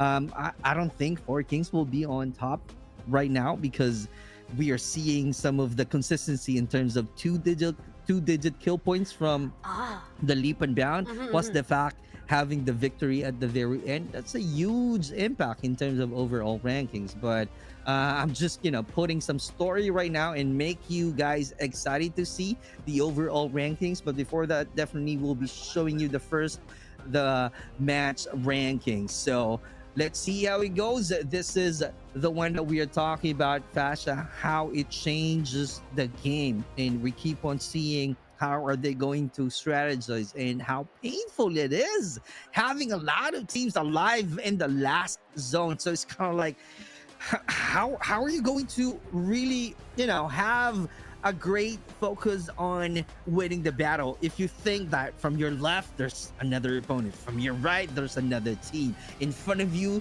that's clearly one of the pro teams. So it's like how quickly you can adjust in winning the fight. And we saw that from the Leap and Bound, being composed enough and knowing what to do and knowing where to go and finding a perfect timing to attack. And the fact is, just to give you guys a little bit of more glimpse of what happened, right?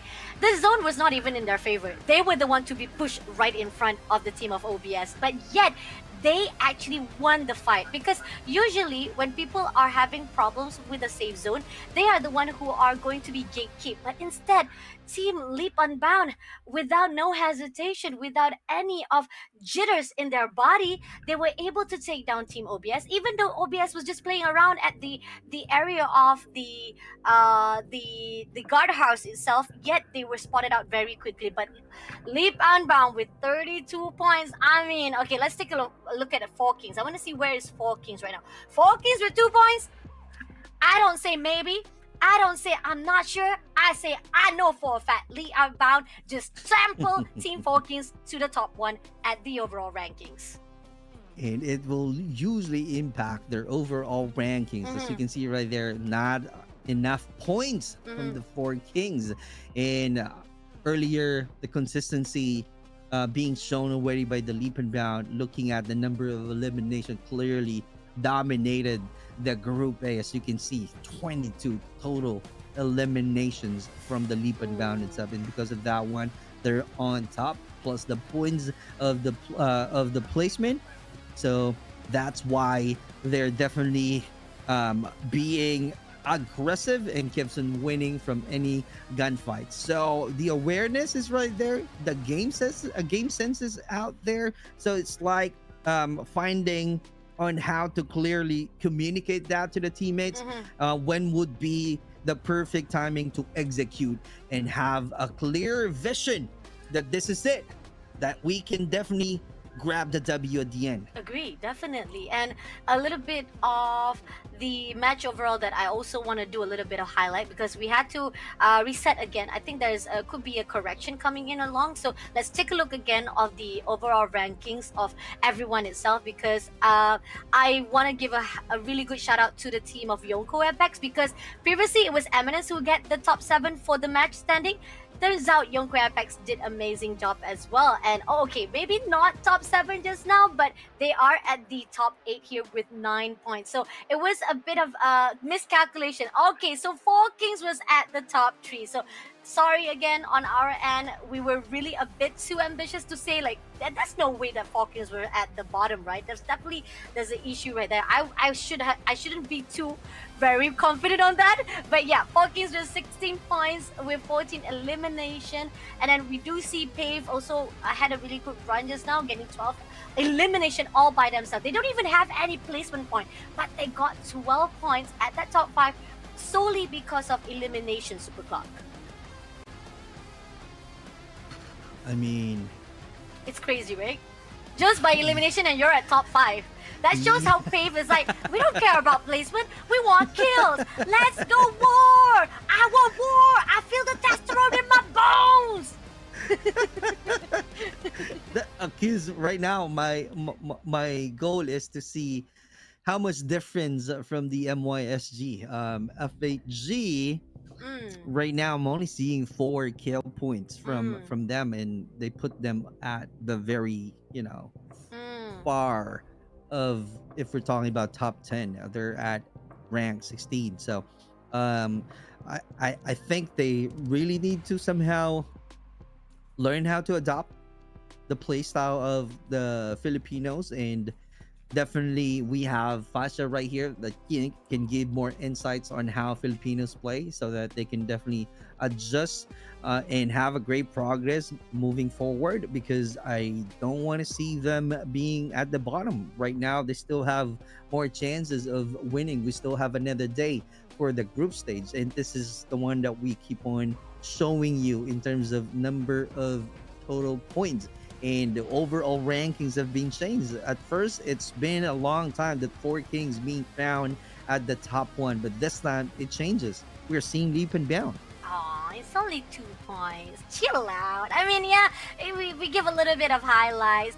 Now we have a little bit of shining light at Leap Unbound, but then again, Four Kings, I think they're not gonna be like sweaty much because they're like, chill, we got one more day to go. Tomorrow there's another day for the last day of group stage. But a really good shout out to Leap Unbound because they dominated the 2 matches today for their banners to be put out, and this is where the fine line people are gonna say, you guys better watch out, Leap Unbound, man.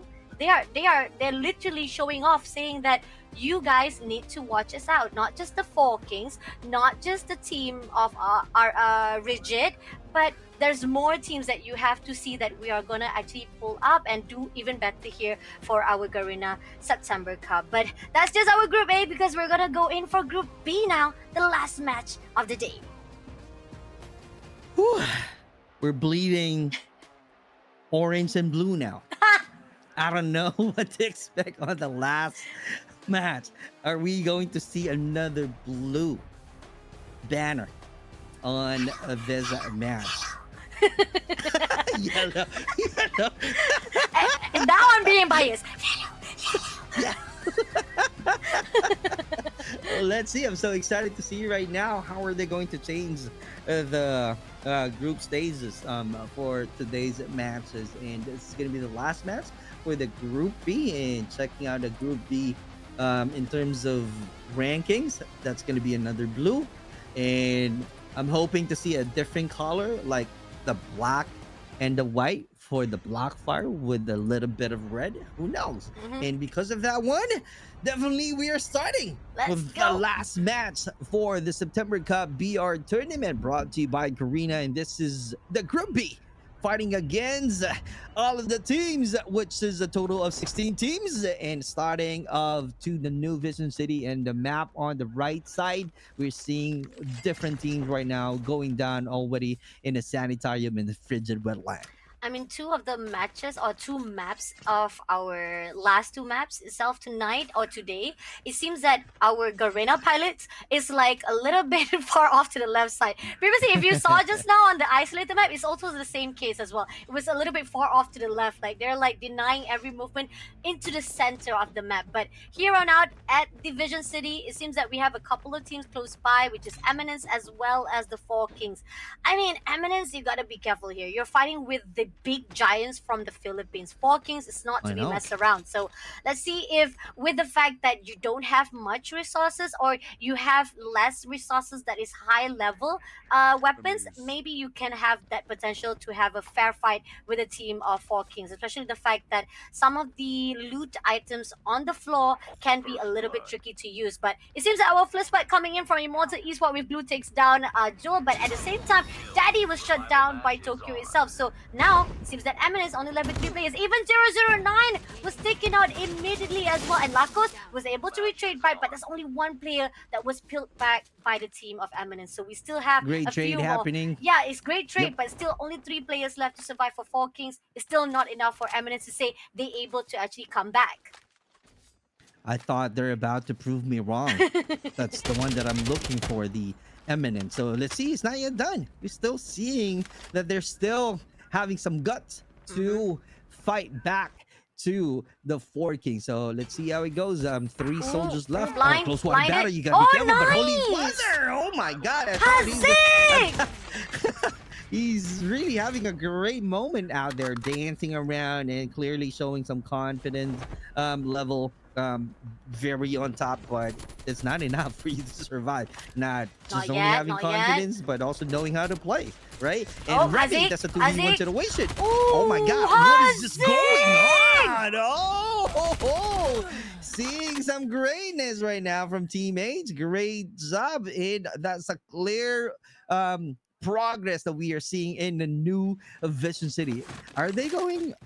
Did they annihilate the Four Kings? They did. They I think annihilated so, the right? Four Kings. Four Kings is back to the Gulag and they dominated this Vision City. Shout out to Eminence, y'all. This is Yeah. SGMY Warriors. See? The champions. The Buff Bunny is back. But great job. Really great job coming in from Eminence. Loving the fight The early call on. out works. Yeah, but on the other note, right here at the Ski Town, we do see a couple of teams also going to fight off. 3 teams actually. We got Team VVV, we got KM2, as well as TMW. Oh, this is going to be a really, really tricky, messy fight. And seeing them having a great composure. So you can see KM2 getting closer from the VVV. Here we go. Is this going to be the blue color once again? Or the green color, which is the TMW Kratos? But that's going to be hard with an R90 finish.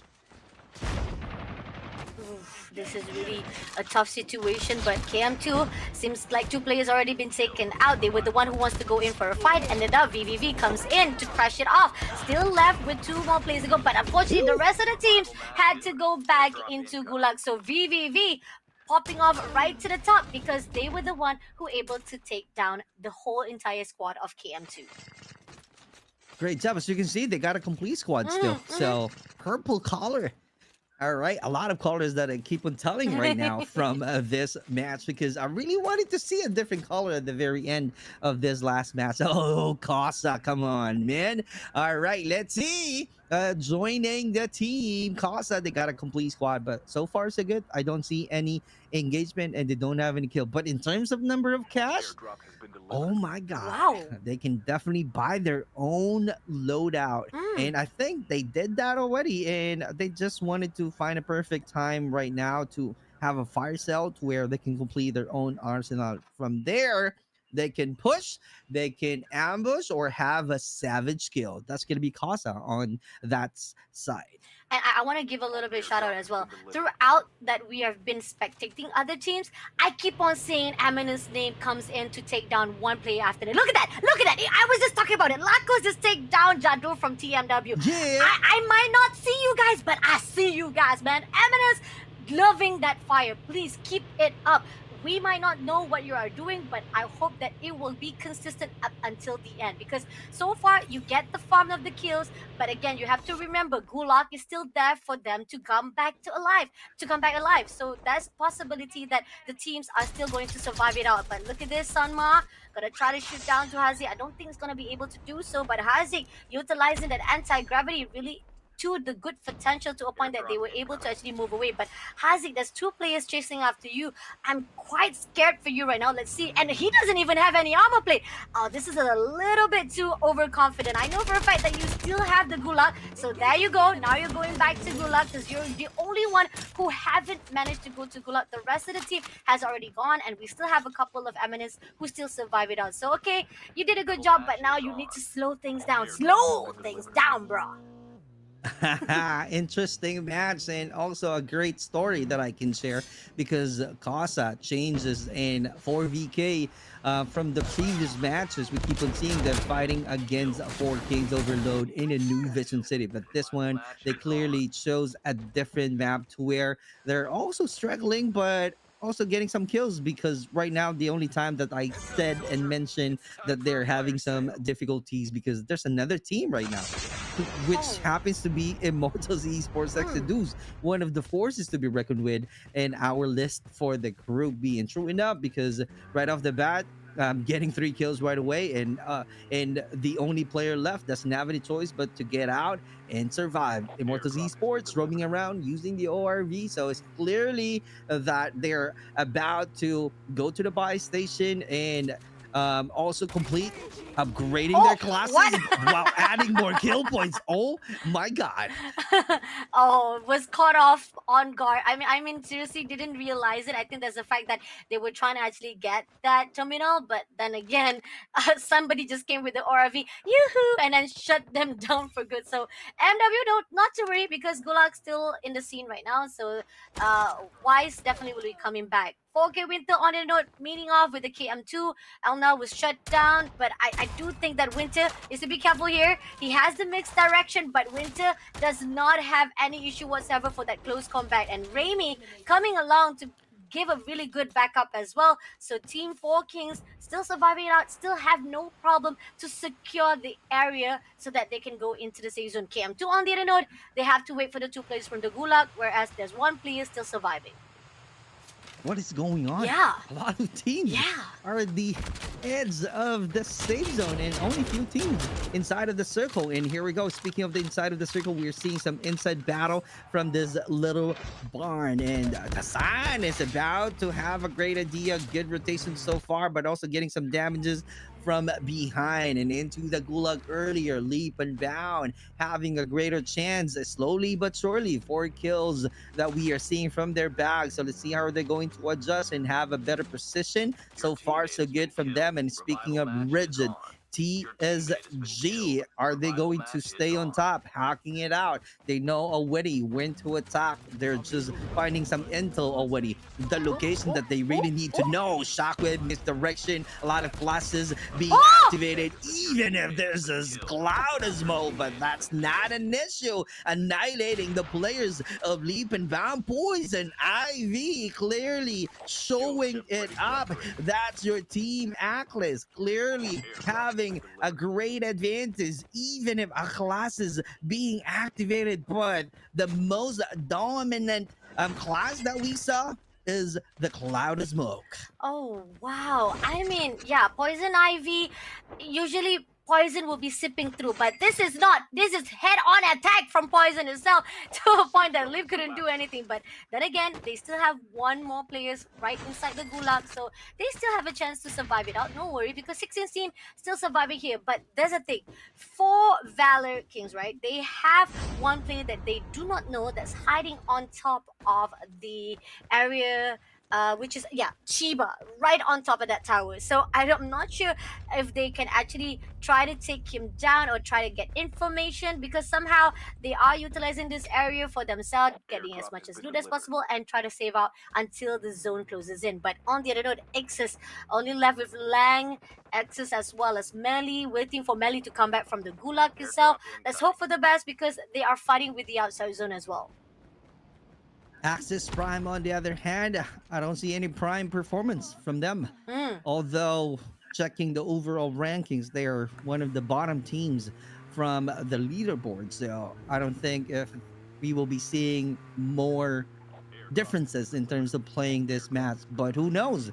Who knows? I'm just calling them out. Let's see how are they going to showcase how are they planning to be improved in terms of number of skills. And speaking of skills, that's a great counter using that rewind, fighting against that rigid TSG. That's your paving away, but that's not enough with a 2v1. Great teamwork being shown by the rigid TSG. Ooh, even the fact that Jack is just too powerful, definitely head on facing off for the close combat, it will give the favorite to the side of Rigid as well. But on the other note, Immortal Esport has glue at the Gulag, but they got three players on the run right now trying to go into the safe zone. But on the other note, Stellar takes down one player there, getting the kill for Secret from the team of Pave himself. So they're roaming around the area with the Snowbot, walking around trying to get as much kill as possible for themselves. And Pave, look at that. He's just hiding off. He knows for a fact that is it. Oh, he wants to do surprise attack. No, that's not the right way, bro. You could have just walk it out, or probably just run away, wait it out because there's so many players. Not the right decision making. I'm not sure what was his thinking. Probably he wanted to do a surprise attack, but with full squad of team Rigid right in front of you, what you gonna do anyway, man? Wrong move. Yeah. Wrong move. If you guys are seeing me, my reaction was clearly disappointment from that last gameplay. But nonetheless, we're showing you TMW, who happens to have a better chance of having some regroup. But let's see, because none of the other opponents getting closer from their location, so they might have a chance to help out their teammates on the ground. But you got to be careful because Most Wanted, one of the OG's team that we are seeing right now. So let's see how are they going to react. So far, so good from the rigid TSG. Stellar being the star of the team. Sector not showing any secret anymore in terms of his gameplay, being the MVP from the previous match, and has Bull from Immortals Esports proving that he got also some great aim, and true enough, knocking down. Can he get 2 Ps? Is this going to be an explosion? Just like that, Slashing not able to use his skills to slash his opponents. What a great performances that we are seeing from Immortals Esports team. Exodus rocking 20 kills already. I think they're about to break the record in terms of number of kills, and they wanted to showcase that they can still be on top, because in terms of overall rankings, Immortals Esports team Exodus, they're on top 3 with 150 total of points. So that's why we're seeing them doing their best, adding more kill points and making sure that they can be consistent and grab the W at the end, so that we will be surprised once again once we show the overall rankings. Agree, definitely. 20 kills, right, with 15 teams still surviving. That's much more farming kills that are waiting for them if they can survive it out and get as much success from their team fights. Let's see if that's going to happen for them. But on the other note, right here, Jul, all alone. He was the one who's trying to go in for the backstab. Let's see if this is going to actually do in their favor, because Maui is just right in front. Got a grenade in front, throws it to Maui, but it's not gonna hit him, but he's gonna backstab just a little by little. But Maui, on the other note, having a really good composure, not gonna be hit at all, especially the fact that he has a shockwave, but it's not gonna hit anyone. It's just pretty much for him to survive the outside zone. 21%, 90%. I don't know whether or not this pave kind of be able to pave his way into the safe zone, because it's going to really hit him to the core as the zone is eating them alive. But on the other note, 4 Valor Kings is waiting on the scene. So TMW, it seems that Maui already know the situation. He's going to do a long rotation using that ORV.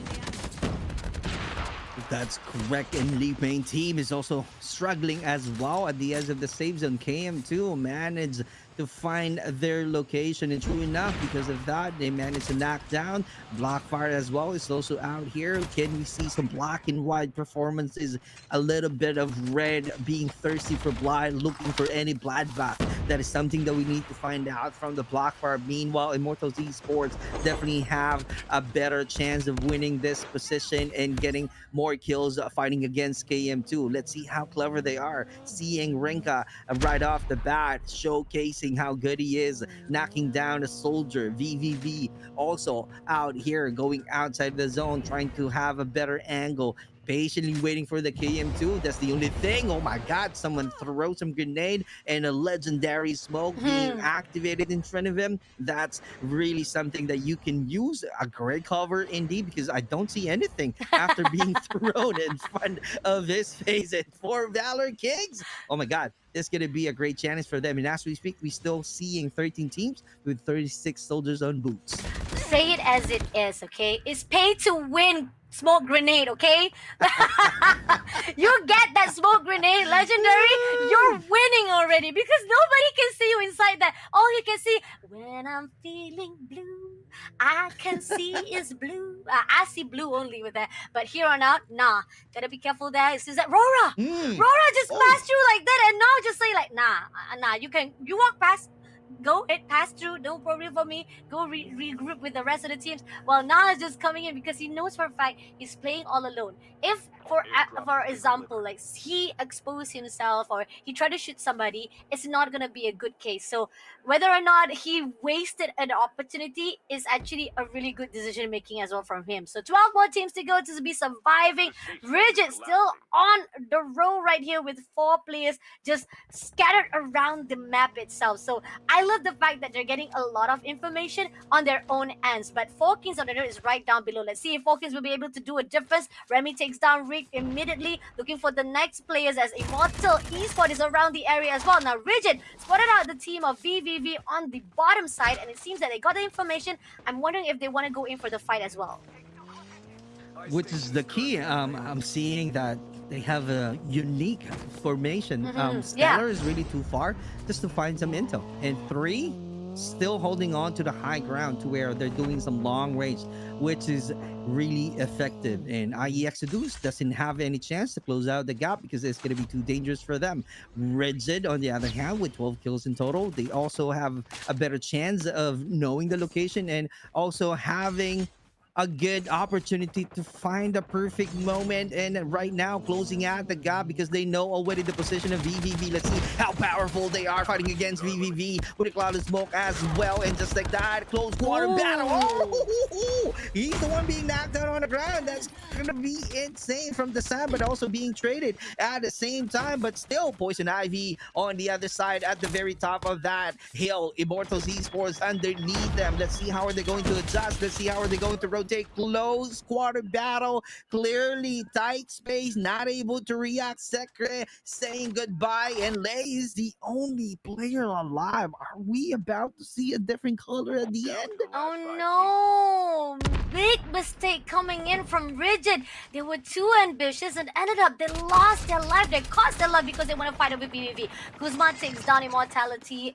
Esport has Boo, but he's also left all alone. We also have Poison Ivy right around the area as well. And this is where the fine line that Rigid as well as the team of VVV, we gotta be careful. So 4 Kings on the note left with 2 more players. They're just hiding out on the edges of the high ground. They spotted out the team of the Poison Ivy, throw some nades, but it's still not gonna be enough because with that sniper, they're still hiding out in a position that is not easy to spot it out.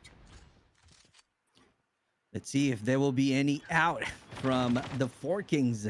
High ground, Poison Ivy, different story. Immortals Esports still underneath them, still on the lower ground, targeting VVV. Kuzma being alone, nowhere to go, no enough cover at all. Pushing forward right now. I'm not sure if that's really a perfect idea, if this going to be the perfect timing for the Poison Ivy. Renka, on the other hand, able to go up to the hill, targeting the players of 4 Kings. Remy as well with the counter. Holy Father, one more shot and he will be out, and that's the one that I'm talking about. Immortals Esports fighting against the Poison Ivy Team Atlas. That's going to be really a great challenge with the complete squad. Dre getting some damages. And here we go. And just like that, TC getting 2 Ps. Crazy end. Immortals Esports losing the battle. And the victory goes to Poison Ivy Team Atlas. We got a new banner. We got a new flag being raised for the last match of the day. I'm not gonna complain because it's amazing. It's crazy to see the fight from each and every single team.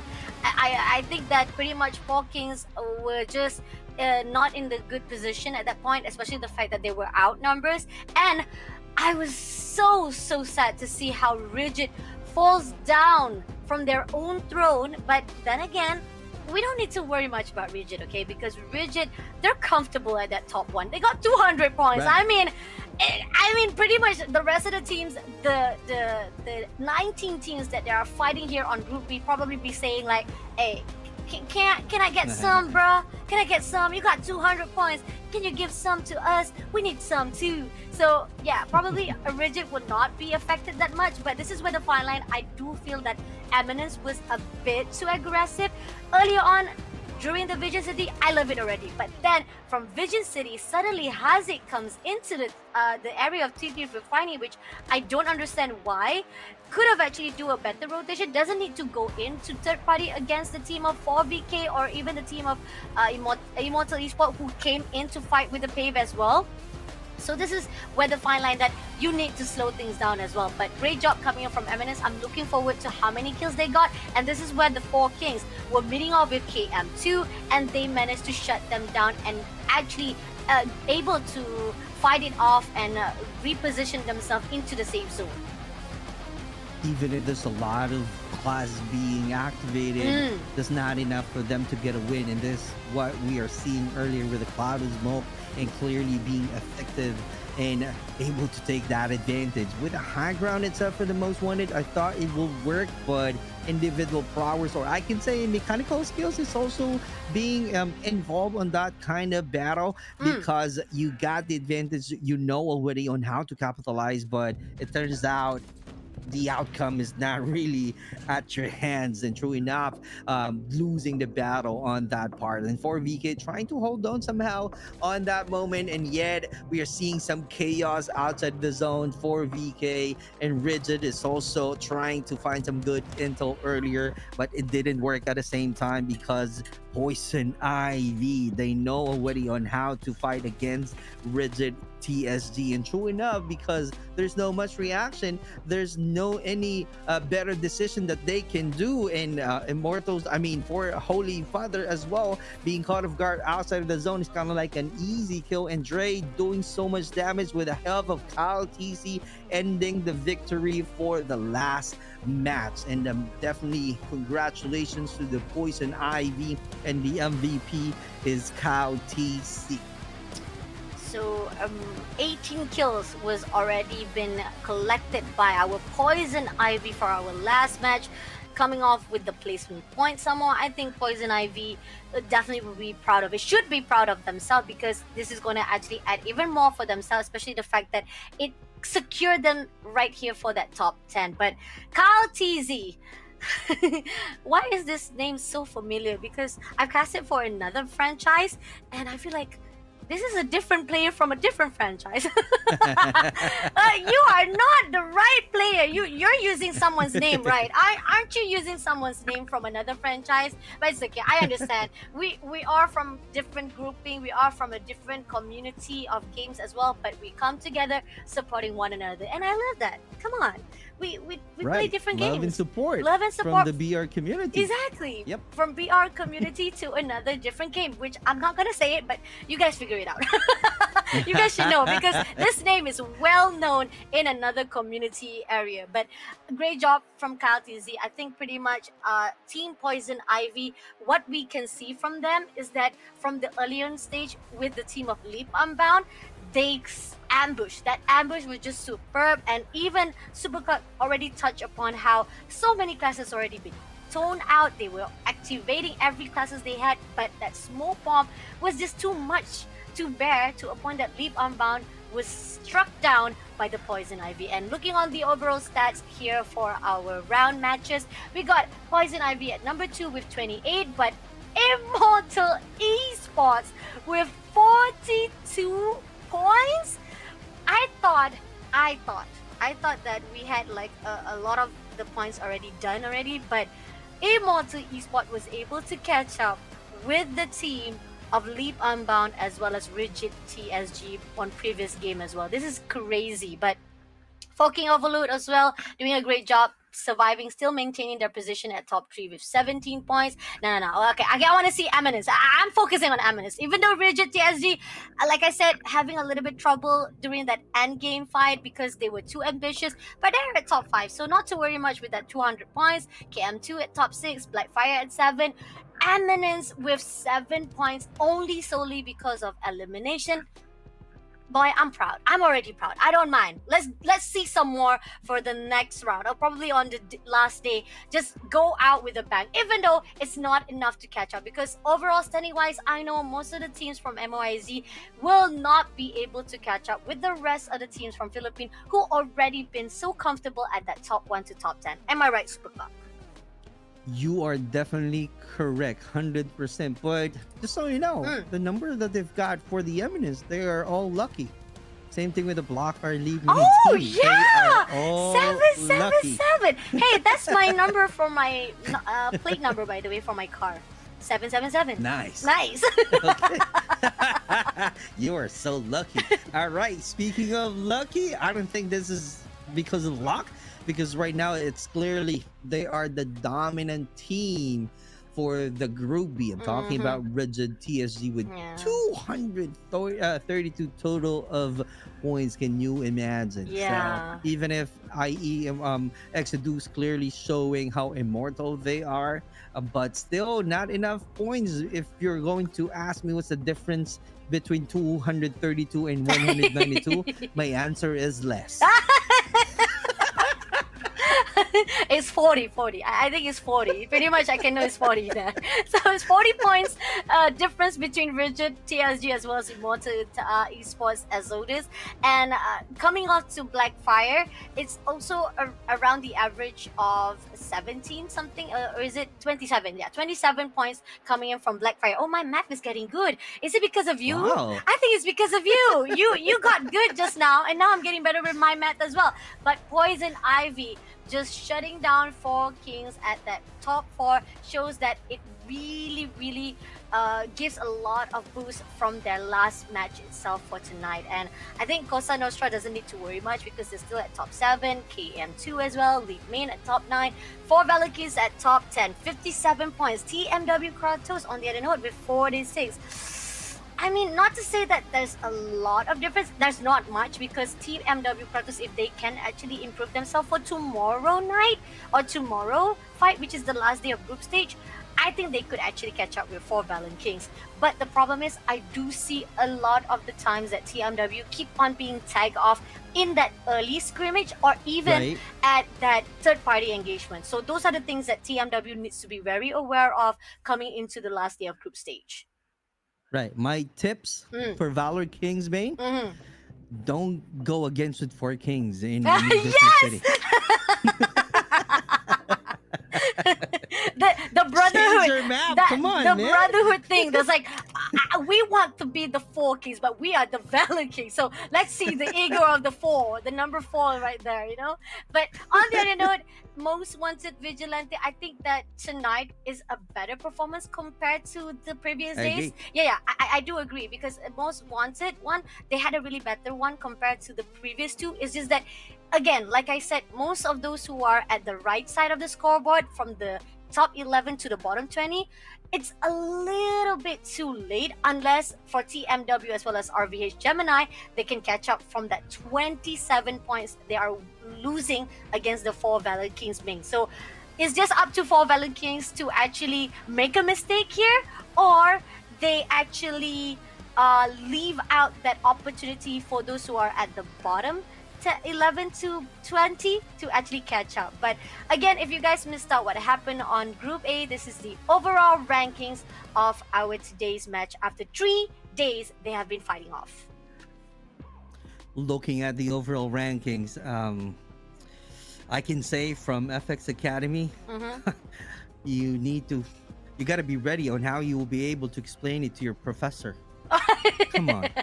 You're missing some points right now to be on the top 10. So you still have 1 day to complete your assignment. All you have to do is make a project, to Mm-hmm. where you can explain clearly to your professor that, hey, on the last day, Mm-hmm. we will be part of the top 10 so that they can you guys can move on to the playoffs, which happens to be on the September 26th, and the grand finals would be September 27th. Uh-huh. So there you have it. So that's my tips for FX Academy.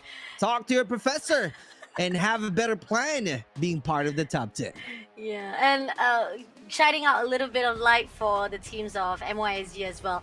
Just like you talked about how MYSG love to stay together, stick together at their numbers with 41 points, 40 points, as well as 25 points. Actually, there's a vast difference between Yoko Apex as well as FAG right now. So I still hoping, again, this Garena BR tournament, yes, it's all about the prize pool, right? 25,000 is on the line for you guys to catch up, to be the champions, or to be at the top 6, because the prize pool is only going to be given to the top 6.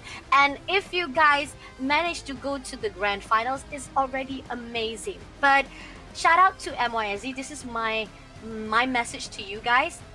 Do your best, shine a light for you guys to say that, hey, there's not many MYSG was able to come into the Garena group stage, and you guys are the only one who able to fight off, gets the kills, get some highlights to kill some of the pro player, and I'm talking about the Giants name inside the CODM community. So do your best, even though you're not gonna be able to catch up. I'm not putting down. It's just facts right here. It's the fact that you guys are really down below there.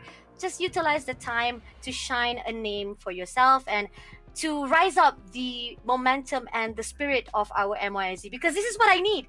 Philippines, they got it good, man. They got it good. They are all rising above and beyond, but I need more support coming in from MYSC, which is why I want to give a shout out to K Gaming for live streaming watch party at his page TikTok. Shout out to K Gaming for that. I don't know whether there's other teams or if there's other streamers from MYZ who's also doing watch party, but shout out to him and the rest of the community who's also supporting the live stream, whether on FB, TikTok. Please keep on supporting. Shout out and give your moral boost, not just to the MYSZ but also to all the communities of CODM itself.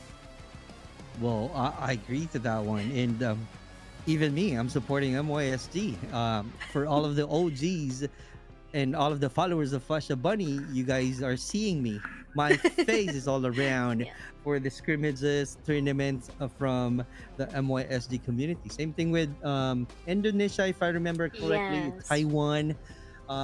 What else? Hong Kong, right? We have some teams from Hong Kong before, if I'm not mistaken. So Taiwan. it's Taiwan, Taiwan, yeah. Taiwan. Mhm. Yep. There you go. So it's like, for me, those kind of players really need to still perform well and grind a lot and learn from the strategies that you guys are seeing right now from the Filipinos. And I can't deny, this is not me being biased because I'm a Filipino, but yeah, it is what it is. It clearly shows the difference between the Filipino players and the MYSG community. So all you got to do is, do a lot of catching up and learn a lot of things on how Filipinos play.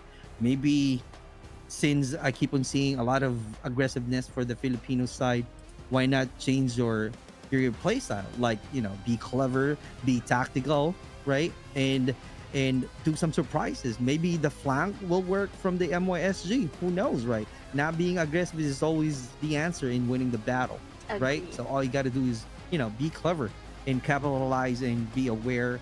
And the game sense that we keep on talking about is like something that you need to level up, so that we will be some great changes from the MYSG teams in the community of MYSG. Not only that, Southeast Asia. Yes, sir. I'm still waiting for the shout out. I think the notion coming in from the production. I think we probably will be able to wrap up already. Yeah, we Yep. can. I think we can already. Production say yes, we can. So thank you again for everyone who have joined into the live stream. I am so happy to be back. Thank you again to Super Club. If you guys haven't followed us, please follow us from all of our social media, whether on FB or even TikTok, to give us support to all of the community stuff. And thank you again, and congrats to all of the teams. You guys still have one more days to go, so please stay tuned and see you guys again for tomorrow, last day, group stage. This is the Garena BR Tournament September Cup. I'm Fasha Bunny. My name is Super Clark. Good night. Good night.